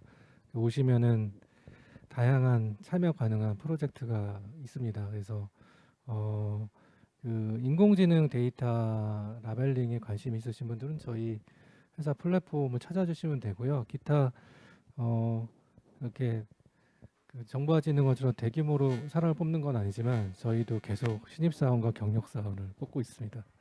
관심 있으신 분은 저희 회사 이렇게 찾아보시면 그 잡 포스팅이 돼 있습니다. 지원을 해주시면 감사하겠습니다. 네. 시간 충분히 쓰신 것 같고요. 그러니까 공공 일자리 혹은 인턴에서 좀 기본적인 기술을 익힌 청년분들이 또 민간 기업에서 또 좋은 일자리로 이어지는 그런 선순환 구조가 되면 좋겠다라는 생각이 문득 들었습니다. 그래서 앞으로 그 연결고리를 좀 만들어보는 그런 기회를 좀 고민을 해볼 필요가 있겠다 생각이 들고요. 그리고 질문 계속 소화해 보겠습니다. 양희용님께서는 공공 데이터가 유용하게 활용되기 위한 조건은 뭘까요? 라는 굉장히 좀 어려운 질문을 주셨는데 간단히 코멘트 하실 분들은 코멘트 주시고요. 두 번째로 블록체인 기술과 연결할 수 있는 공공 데이터 분야가 있을까요? 일단 두 가지 질문에 대해서 답변을 청해 듣고 넘어가도록 하겠습니다. 혹시 여기에 대해서 공공 데이터 유용하게 활용되기 위한 조건, 그리고 블록체인 기술과 연결할 수 있는 분야가 있는 공공 데이터 분야가 있는지 지금 뭐 답변이 어려우시면은 추후 다른 세미나에서 말씀을 드리도록 하겠습니다. 네. 뭐 좀 네네네. 뭐 자유롭게. 저는 블록체인 관련된 질문은 저는 스킵을 해야 될 것 같고요. 공공 데이터가 유용하게 활용될 수 있는 조건은 뭐 계속 말씀해 주셨지만 이제 품질이 좋아야 된다라는 거고요. 그래서 이제 막상 이 공공 데이터를 쓰려고 하시는데 품질이 좋지 않거나 데이터 일관성 또 이제 유효성이 조금 떨어지는 경우는 즉각적인 활용이 좀 힘들다라는 말씀 꼭 드리고 싶고, 두 번째는 이 활용할 수 있는 방법이 굉장히 쉬워야 된다는 겁니다. 그래서 뭐 그냥 데이터만 가져오는 것뿐만 아니라 더 다양하게 API 같은 것이 주어져서 이 활용이 좀 쉽게 돼야 되고, 그 세 번째로는 이게 그 저희가 깃허브 같은데 사실 많이 요즘에 데이터들이 올라오는데, 오픈 데이터들이 그렇게 올라오는 이유가 이 결국 오픈 소스 생태계를 통해서 지속적으로 유지 보수 관리가 된다는 거거든요. 그런 측면에서 이제 유용하게 활용되기 위해서는 그만큼 장기적이고 지속적으로 이 관리가 되고 유지 보수가 돼야 된다는 거거든요. 근데 이 디지털 뉴딜에서도 조금 염려스러운 게 대부분의 사업들이 다 단년 과제고, 데이터셋이 구축된 이후에도 이 데이터들이 과연 뭐 짧게는 뭐 3년, 길게는 10년 동안 누가 주체가 돼서 이제 운영하고 관리할 것인가에 대한 명확한 답이 아직 없습니다. 그래서 그런 부분에 대해서는 상당히 좀 걱정스러운 부분이 있습니다. 네, 그래서 그런 어떤 그 데이터의 어떤 유지 보수 또 관리 차원에서 좀 말씀을 드리고 싶고요. 블록체인 관련해서 저희 오 이사님 혹시 아이디어가 있으신지? 시간이 여의치 않으면 짧게 해주셔도 됩니다. 네. 예, 저기 블록체인은 사실 저도 잘 모릅니다. 그래서 예, 블록체인과 관련된 분야는 저 사실 죄송한데 잘 모르겠고요. 아까 저는 사실은 많은 분들하고 얘기를 해봤고 저는 조금 다른 생각을 가지고 있어서 이 얘기는 한번 좀 드리고 싶은데, 이게 그런 것 같습니다. 그러니까 이 아까 그 저기 시민의 토론 공론장 나오고 시민들이 원하는 데이터 이런 얘기 나올 때도 사익 공익 얘기가 나왔었는데, 사실은 저는 조금은 제가 좀 소수인 것 같기는 합니다. 항상 이 의견에 대해서는. 그런데 저는 정부가 데이터를 아주 예쁘게 만들어줘야 한다라고 생각하는 사람은 아닙니다. 그러니까 공공 데이터라고 하는 건 정부가 정부의 행정 업무를 수반하기 위해서 생산한 데이터를 국민도 그 누구도 허락을 받지 않아도 인증을 받지 않아도 로그인을 하지 않아도 사용할 수 있게끔 되는 그런 데이터가 공공 데이터라고 생각을 하고요.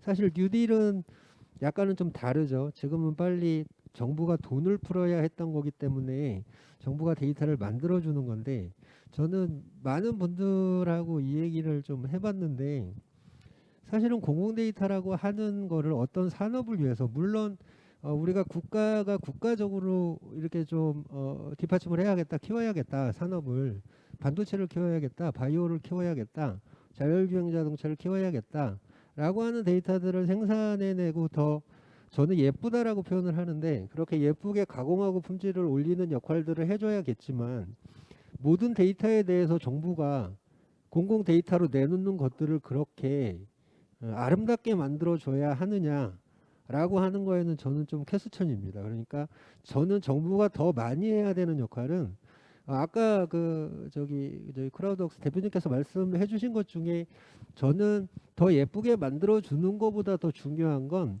현행화하는 과정이라고 생각합니다. 그러니까 데이터가 나와는 있는데 오래된 게 굉장히 많아요. 그리고 그 전에도 뭐 이런저런 얘기가 길어질까 봐 그렇지만, 이렇게 예를 들어서 API 데이터인데 API가 잘 돌아가고 있는지, 인증은 잘 되는지, 이런 것들이 조금 더 데이터의 자체 품질보다는, 예를 들어 똑같이 1억의 예산이 있다면 저는 그쪽에 더 치중을 해야 된다라고 생각을 하는 입장이고요.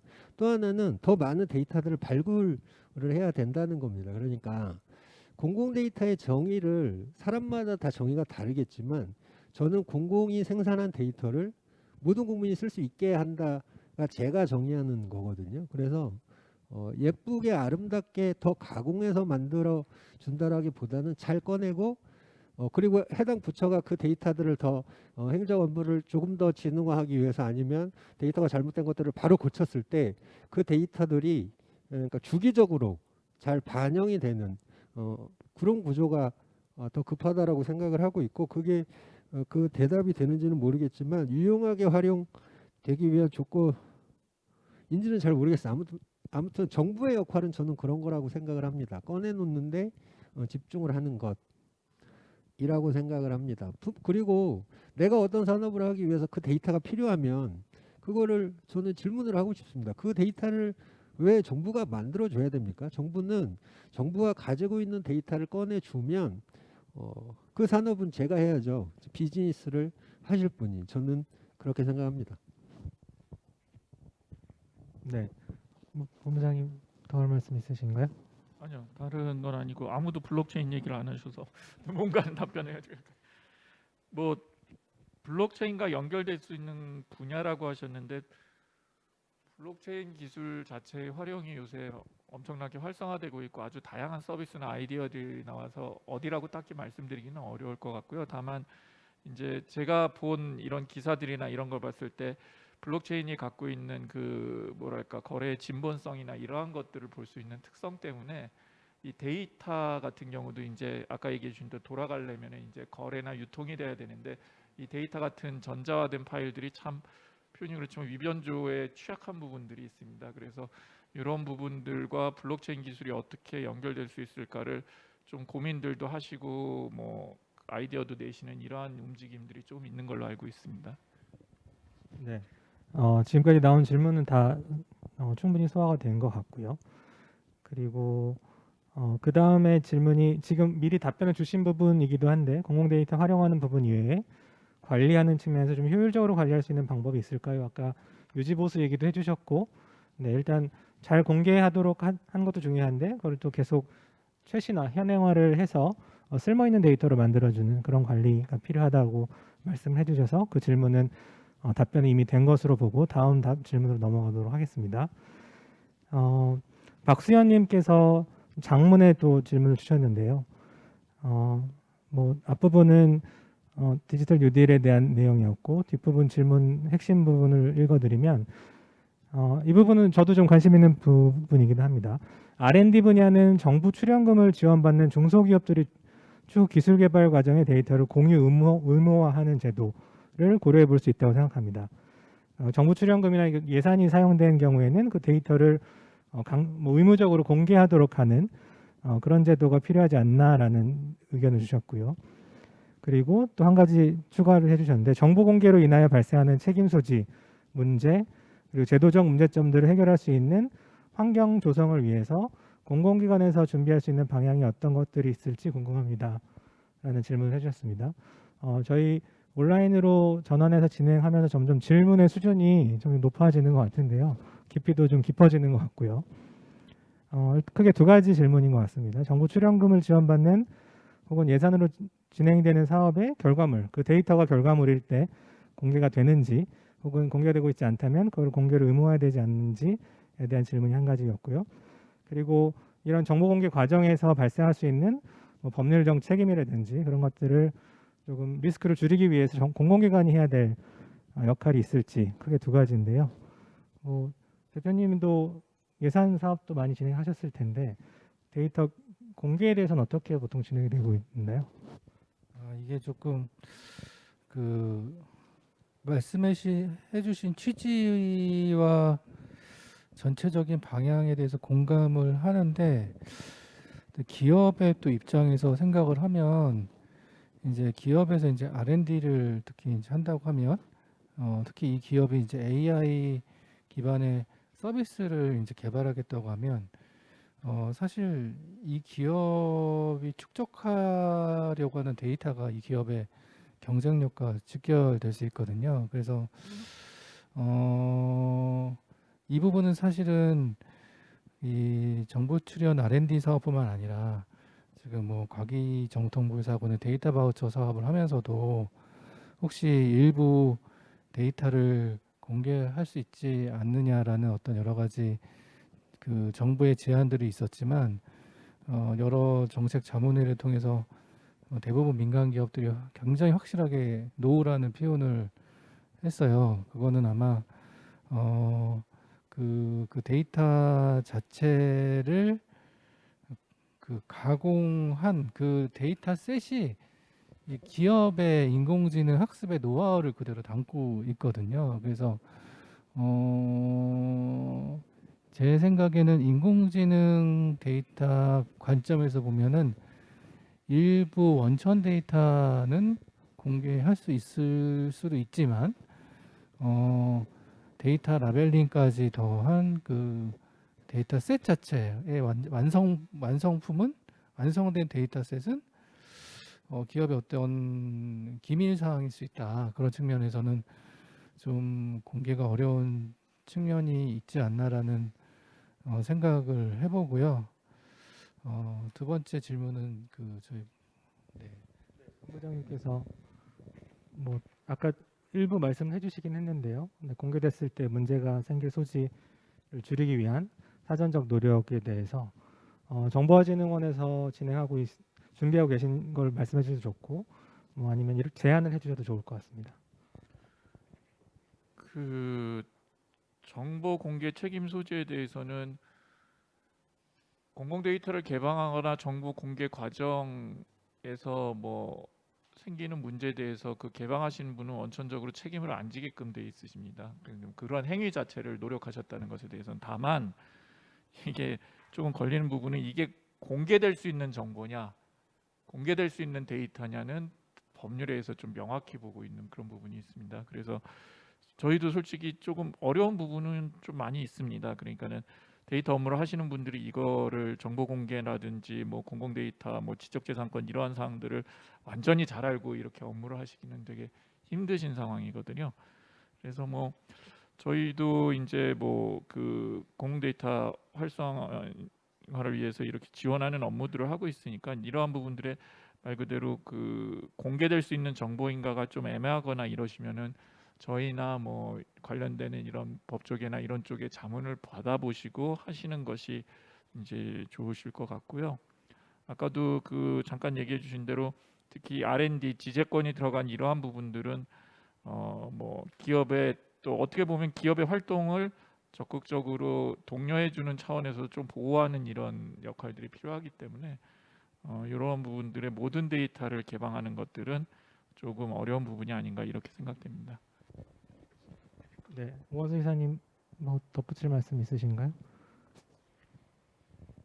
예, 저는 우선은 그 R&D 관련해서는 처음에 한 문제가 뭐 저 자세하게는 모르지만 근데 조금은 더 아까 말씀해 주신 것처럼 그게 그 지적재산권에 관련이 있고 노하우가 들어가는 부분이 있지만 사용하는 로그 데이터들이 있거든요. 뭐 그리고 그게 인공지능 쪽이 아니었을 때는 또 다른 그런 것들이 이제 논문이나 특허로 나오기도 하는데 그러면 공개가 되죠. 그런데 그 지금 질문 주신 분이 그 R&D를 하면서 사용한 데이터들인지 아니면 거기에 따라서 나온 노하우인지는 제가 사실은 좀 헷갈리기는 해요. 그런데 조금 아쉬운 것 중에 하나는 사실은 우리나라가 정부 국책 과제 R&D로 시행된 그런 결과물들에 대한 공개가 많이 미흡하다라는 생각은 하고 있습니다. 뭐냐면 어떤 R&D를 수행을 했고 그 수행한 R&D의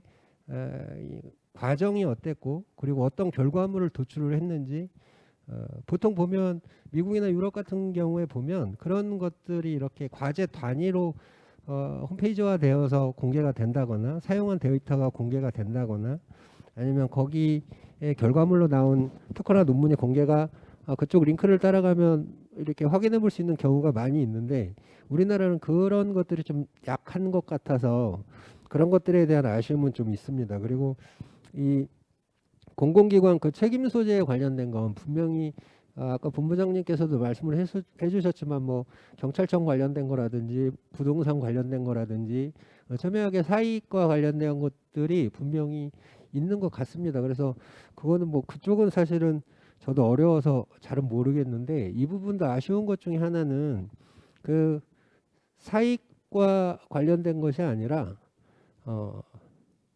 제가 좀 풀었으면 좋겠는 거는 지재권에 관련된 겁니다. 그러니까 지재권이 지금 확실하게 누구에게 있고 어떤 기관에게 있고 보통은 사람한테 가니까 어떤 사람한테 있을 텐데 그 출처가 굉장히 불분명하거나 아니면 이 지적재산권을 이렇게 뭐라고 해야 되죠? 이렇게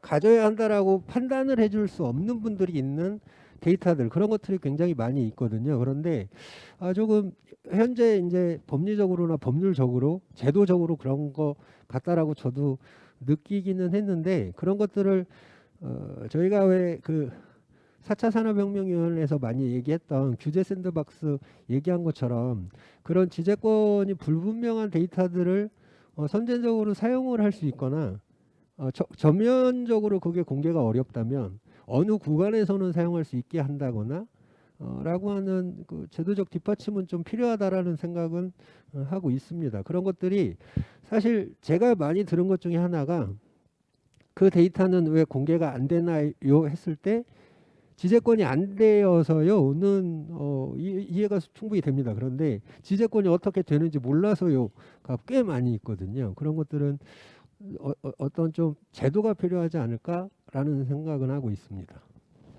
네.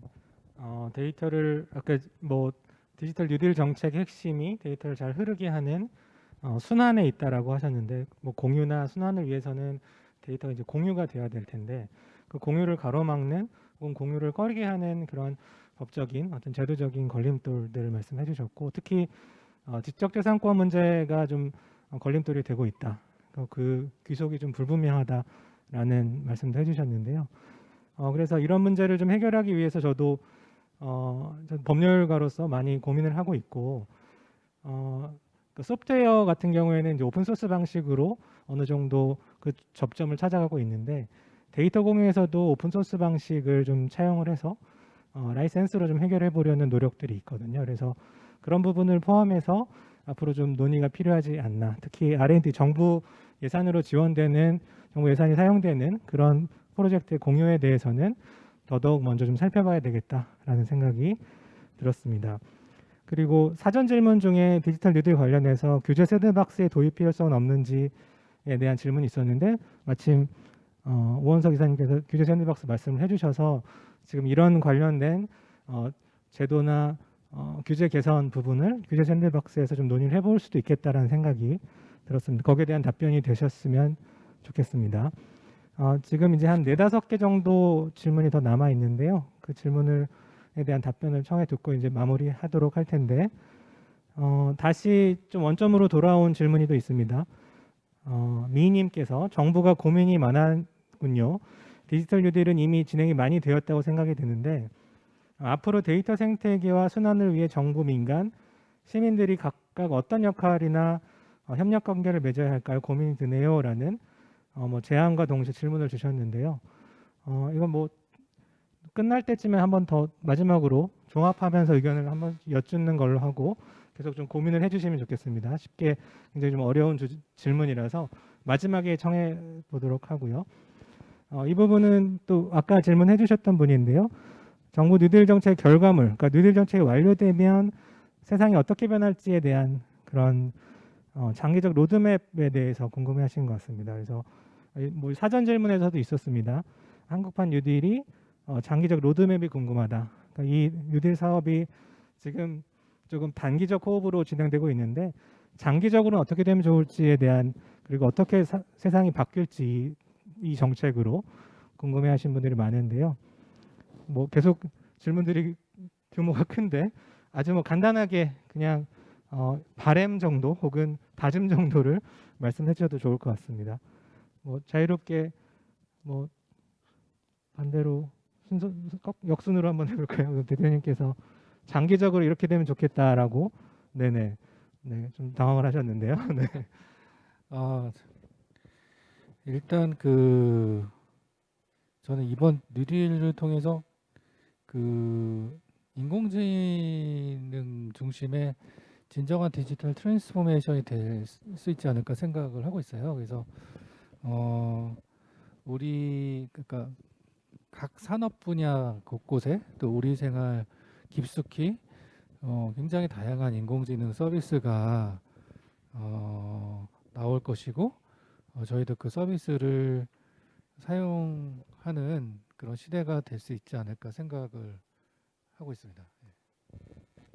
네, AI 측면에서 바람을 좀 전반적인 방향 말씀해 주셨고요. 본부장님께서 큰 그림을 조금 더 보여주시면 좋겠습니다. 네. 이렇게 얘기하면 될까요?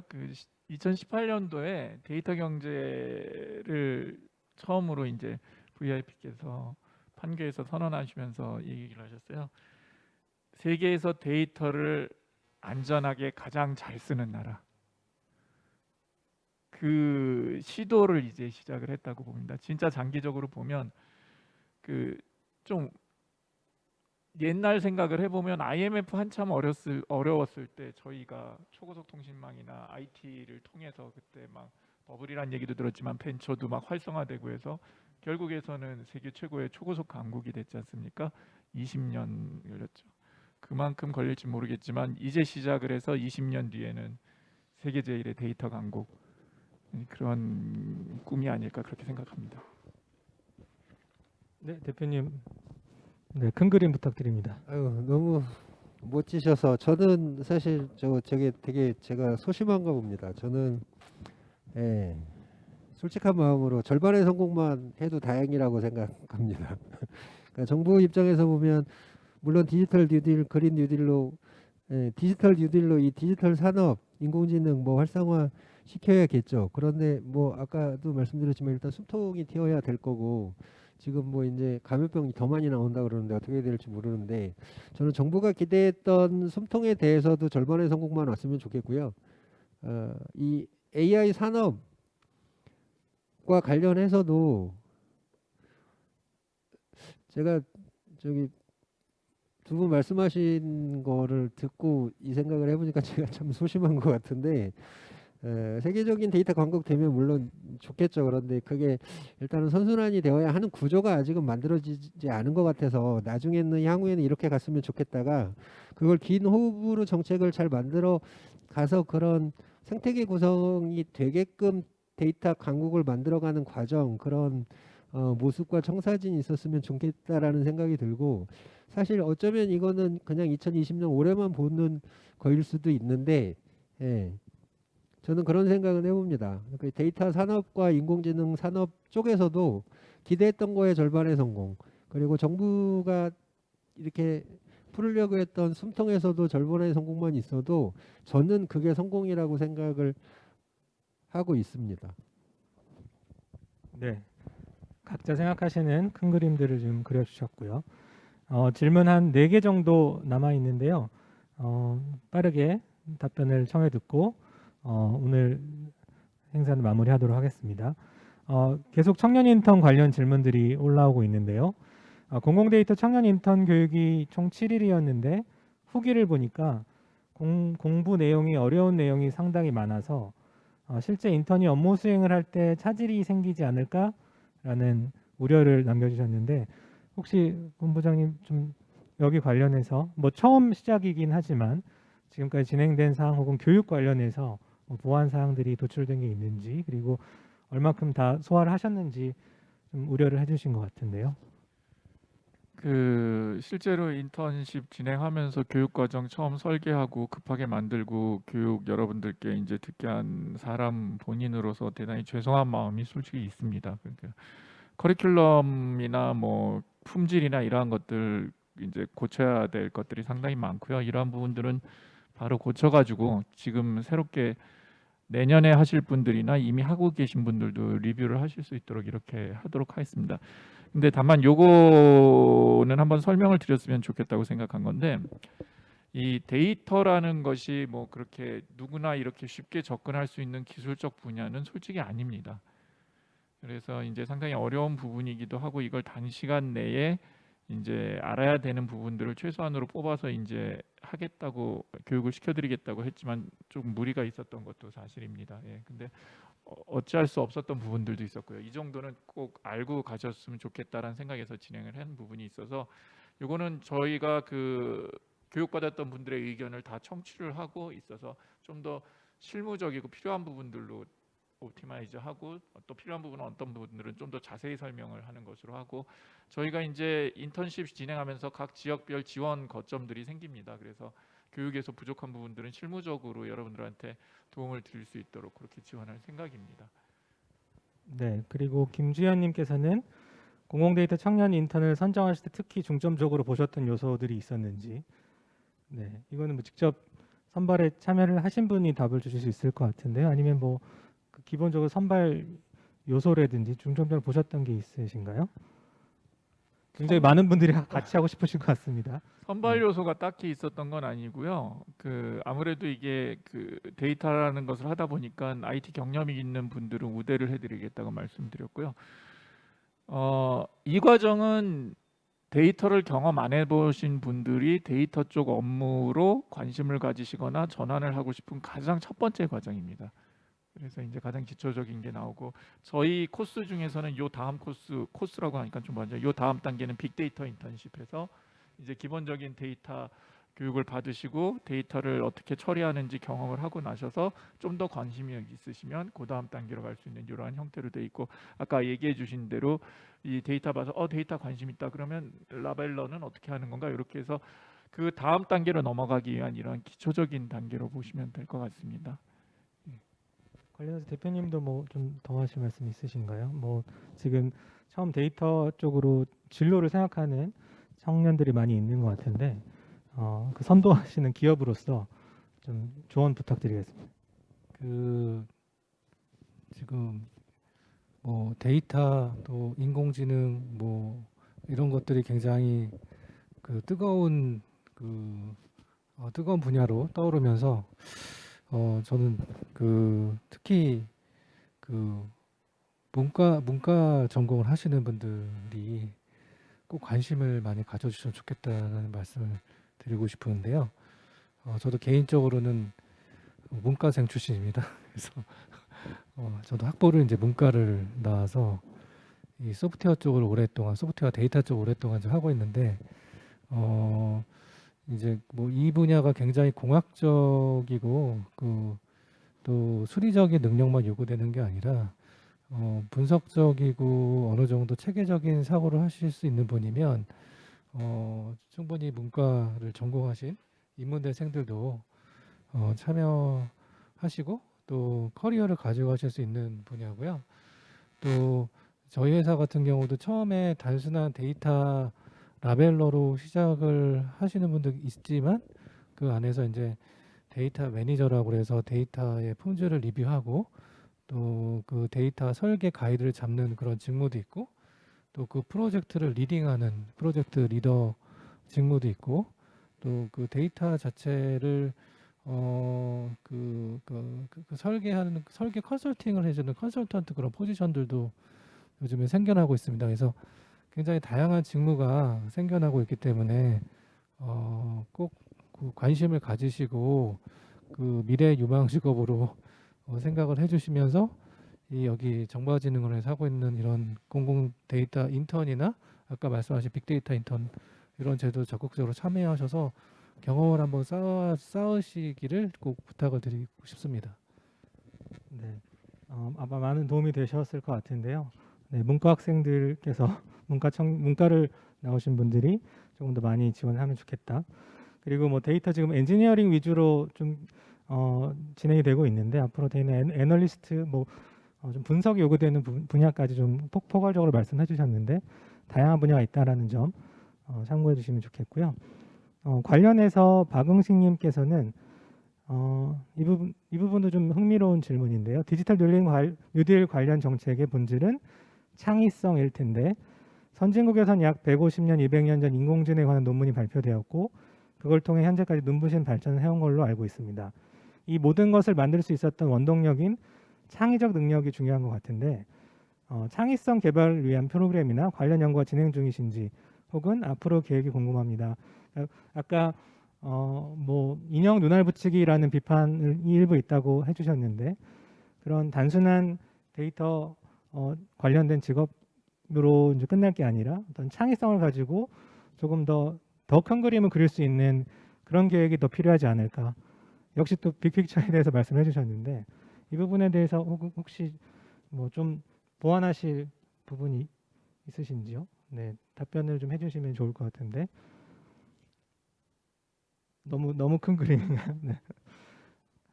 그러니까 창의성, 그러니까 뭐 이게 단순한 반복적인 거 외에 뭔가 기본적인 원천 기술을 좀 개발할 수 있는 그런 연구가 필요하지 않나라는 지적인 것 같습니다. 아마 대표님께서 이게 제가 뭐 그 현문우답을 할 수 있을지도 모르겠는데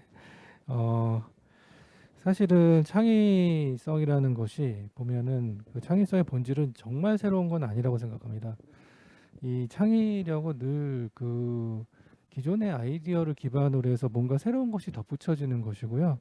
그런 의미에서 그 기존의 어떤 전통적인 방식으로 하던 것들을 새로운 기술, 좀 인공지능이나 데이터 중심으로 한번 이렇게 접해 이거를 이제 이렇게 애존하면서 새로운 방식으로 저희가 창의적인 능력을 배양할 수 있을 것이라고 생각해서 저는 그 다양한 기술과 또 다양한 그 경험 이런 것들이 복합적으로 합쳐지면서 새로운 아이디어나 새로운 솔루션들이 충분히 나올 수 있을 것이라고 보고요.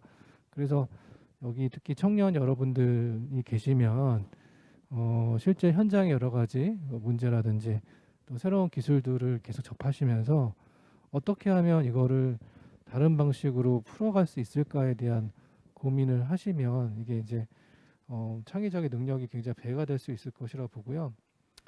그 또 하나 그 창의력 배가를 위해서 우리나라가 한번 고민해봐야 될 게 바로 다양성입니다. 그러니까 실제적으로 우리나라는 다양성이 굉장히 부족한 국가예요. 그러니까 이제 뭐 그 성별적으로도 그렇고 인종적으로도 그렇고 또 여러 가지 뭐 국적 부분에서도 그렇고 이제 이런 면에서 그 다양성이 좀 부족하죠. 근데 다양성이 부족하다면 어떤 일이 생기냐면 늘 같은 사람들이 똑같은 뷰를 바라보기 때문에 그 똑같은 방식으로 문제를 해결하려고 하는 문제가 생깁니다. 그런 면에서 우리나라가 그 스템 분야가 갖고 있는 뭐 여성, 장애인 이런 분들 다양한 분들이 또 다양한 국적의 분들이 실제로 참여해서 이 산업을 이끌고 가야지 또 창의력이 많이 배가 될 거라고 보고요. 아까 자꾸 이제 인형 눈알 붙이기란 얘기를 하셔서 제가 한 가지만 좀 덧붙여드리면 실제로 인공지능 그 라벨링이 인형 눈알 붙이기란 얘기를 많이 하는데 그 이게 굉장히 쉬운 일이 아닙니다. 이게 잘하려고 하고 진짜 제대로 하려고 쉬운 일은 아니에요.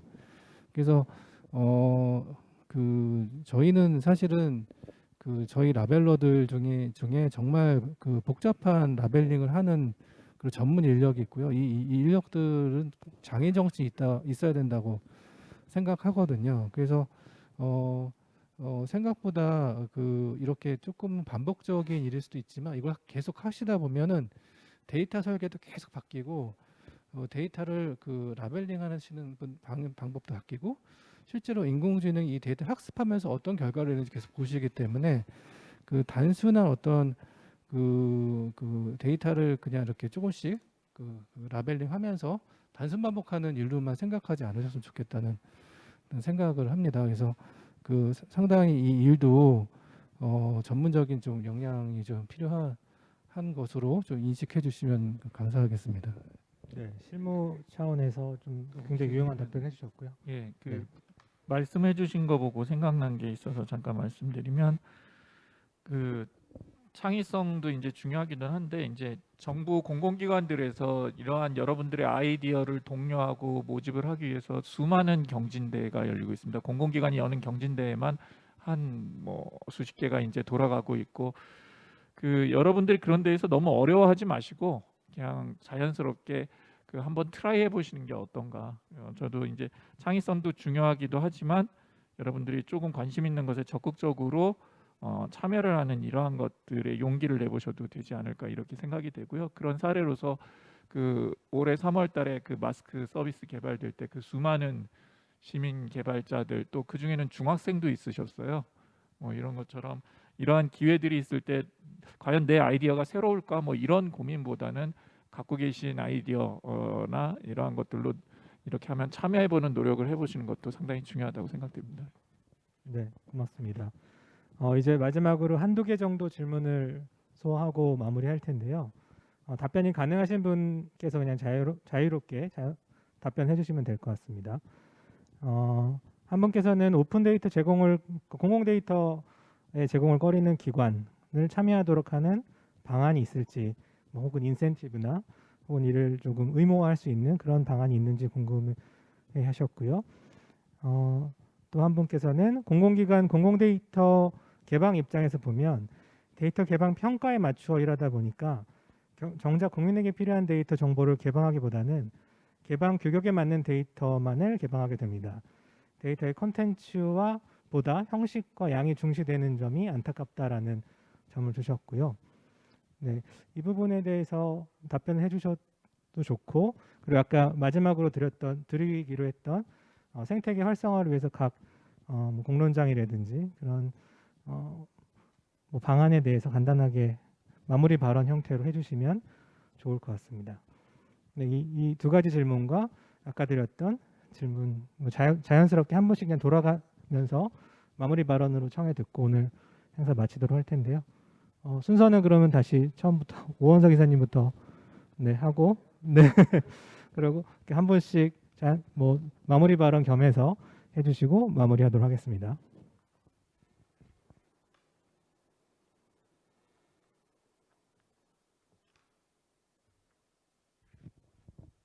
네, 제가 보기에는 앞에 질문들보다 훨씬 어려운 내용들입니다. 사실 이게 그냥 저도 오늘 어떻게 하다 보니까 이거 아쉬워요, 이거 아쉬워요 얘기만 한 것 같은데 공공데이터 제공 꺼리는 기관 인센티브를 확실하게 주거나 어떻게 참여를 독려하게 할 수 없을까요? 이게 항상 아쉬웠거든요, 저도.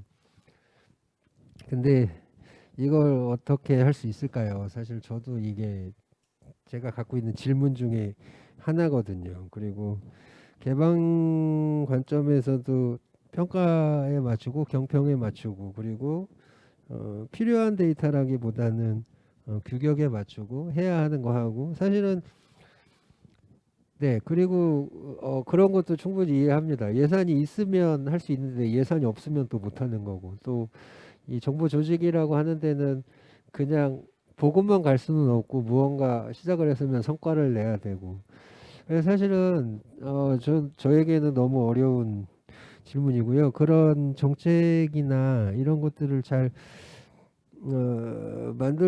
만들어 주셨으면 좋겠다라는 것뿐이 사실 없는데 이게 그냥 말씀을 드리자면 사실은 마인드밖에 없습니다. 저는 그리고 시민하고 기업하고 데이터를 필요로 하는 곳하고 조금 더 많은 이거는 사실 이렇게 제가 지금 말씀드리는 거는 정확한 해결책이 될 수 있는 답변은 분명히 아닌데 제가 보기에는 커뮤니케이션이 부족한 건 꽤 많이 있는 것 같습니다. 그 중에 하나가 뭐냐면 아직도 이 디지털과 데이터 포맷과 개방과 공개와 정보와 데이터와 이런 뭐 저에게도 정의를 하라고 하면 저에게도 굉장히 어려운 것들이기는 하죠. 그런데 그런 것에 대한 이 인식 부족이 일단은 제일 큰 것 같은데 이걸 제도적으로 어떻게 할 수 있을까? 사실 저는 현재는 아직은 잘 모르겠습니다.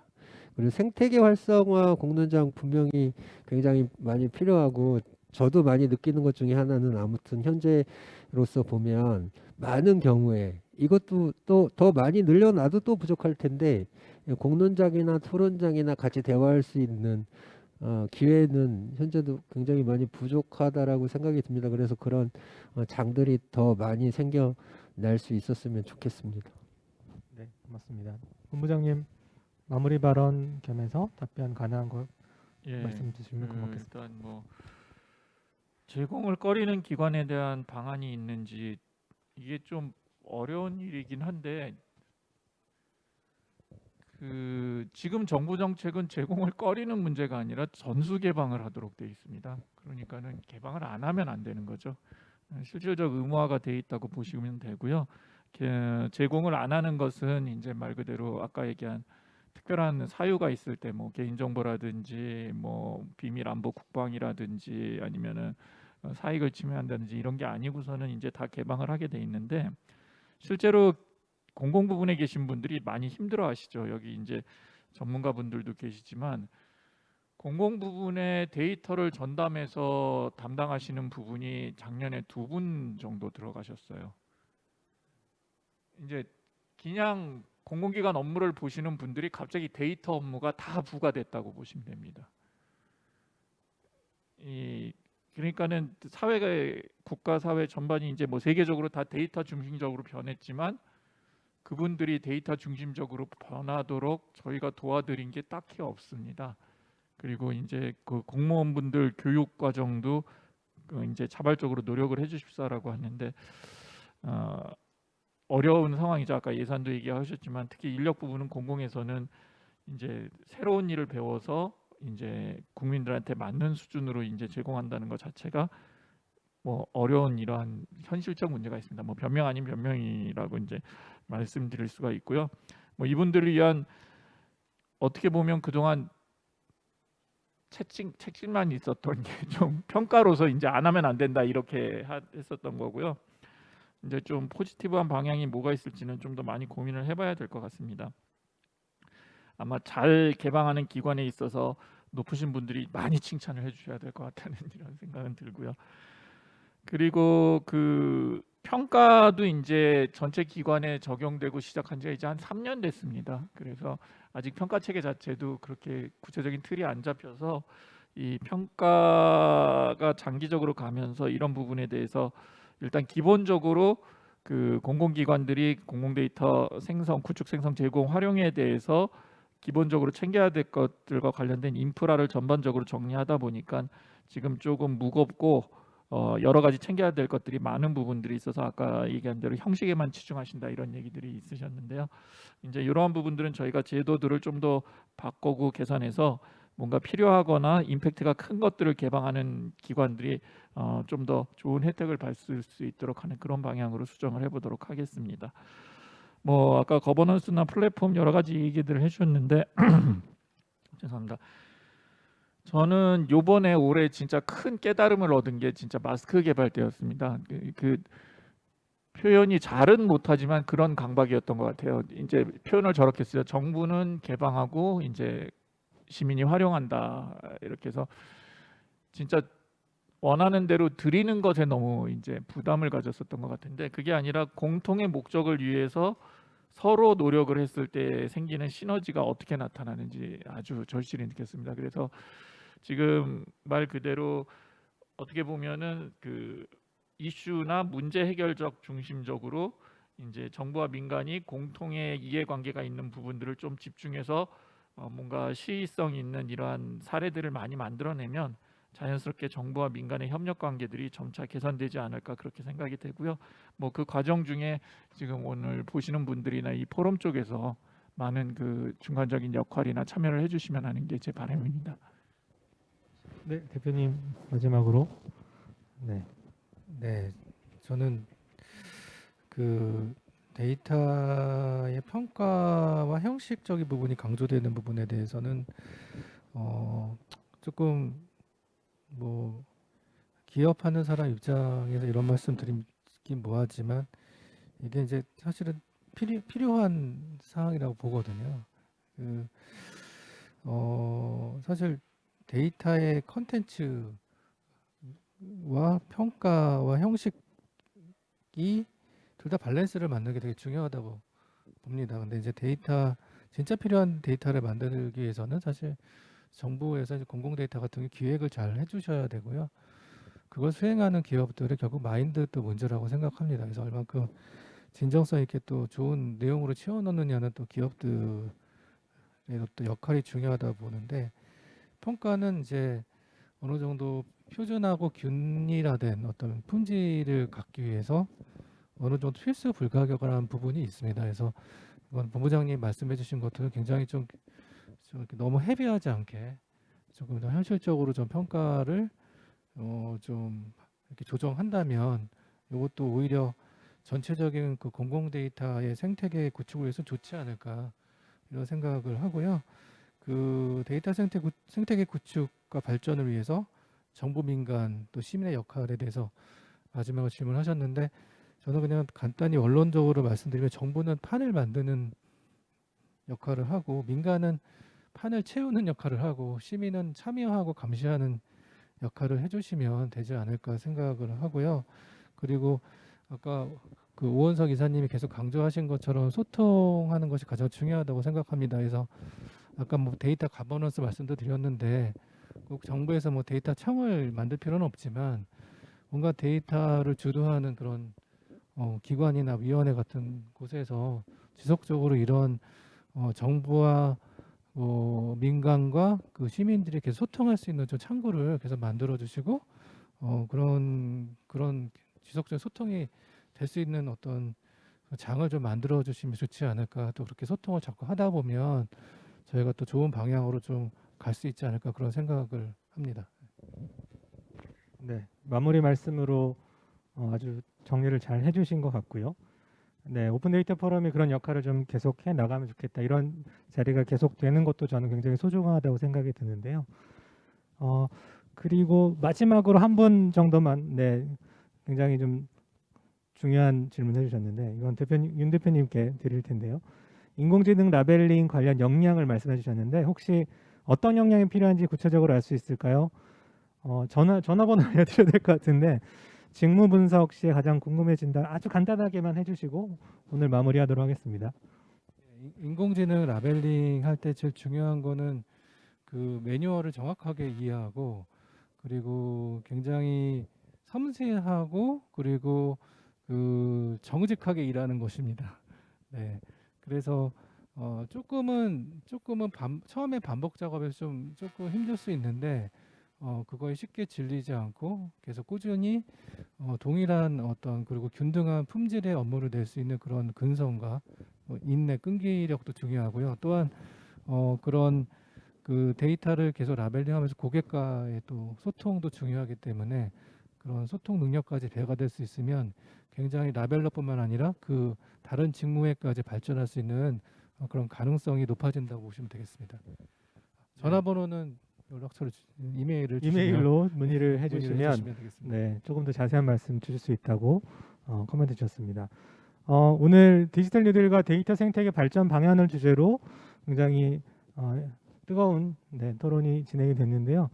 장시간 동안 함께해 주셔서 감사드리고 그러면 이제 안내 말씀 듣고 오늘 오픈 데이터 포럼 열린 세미나 마무리하도록 하겠습니다. 감사합니다. 오랜 시간 동안 열띤 토론에 참여해주신 패널 여러분들과 청중 여러분들께 감사의 말씀드립니다. 금일 포럼의 세미나 소식이 궁금하신 분들은 오픈데이터 포럼 홈페이지를 통해서 보실 수 있습니다. 앞으로도 많은 관심 부탁드리겠습니다. 아울러 오늘 이벤트에 당첨되신 분들 모두 축하드리며 행사 종료 후 유튜브 더보기, 홈페이지, 페이스북을 통해서 확인하실 수 있습니다.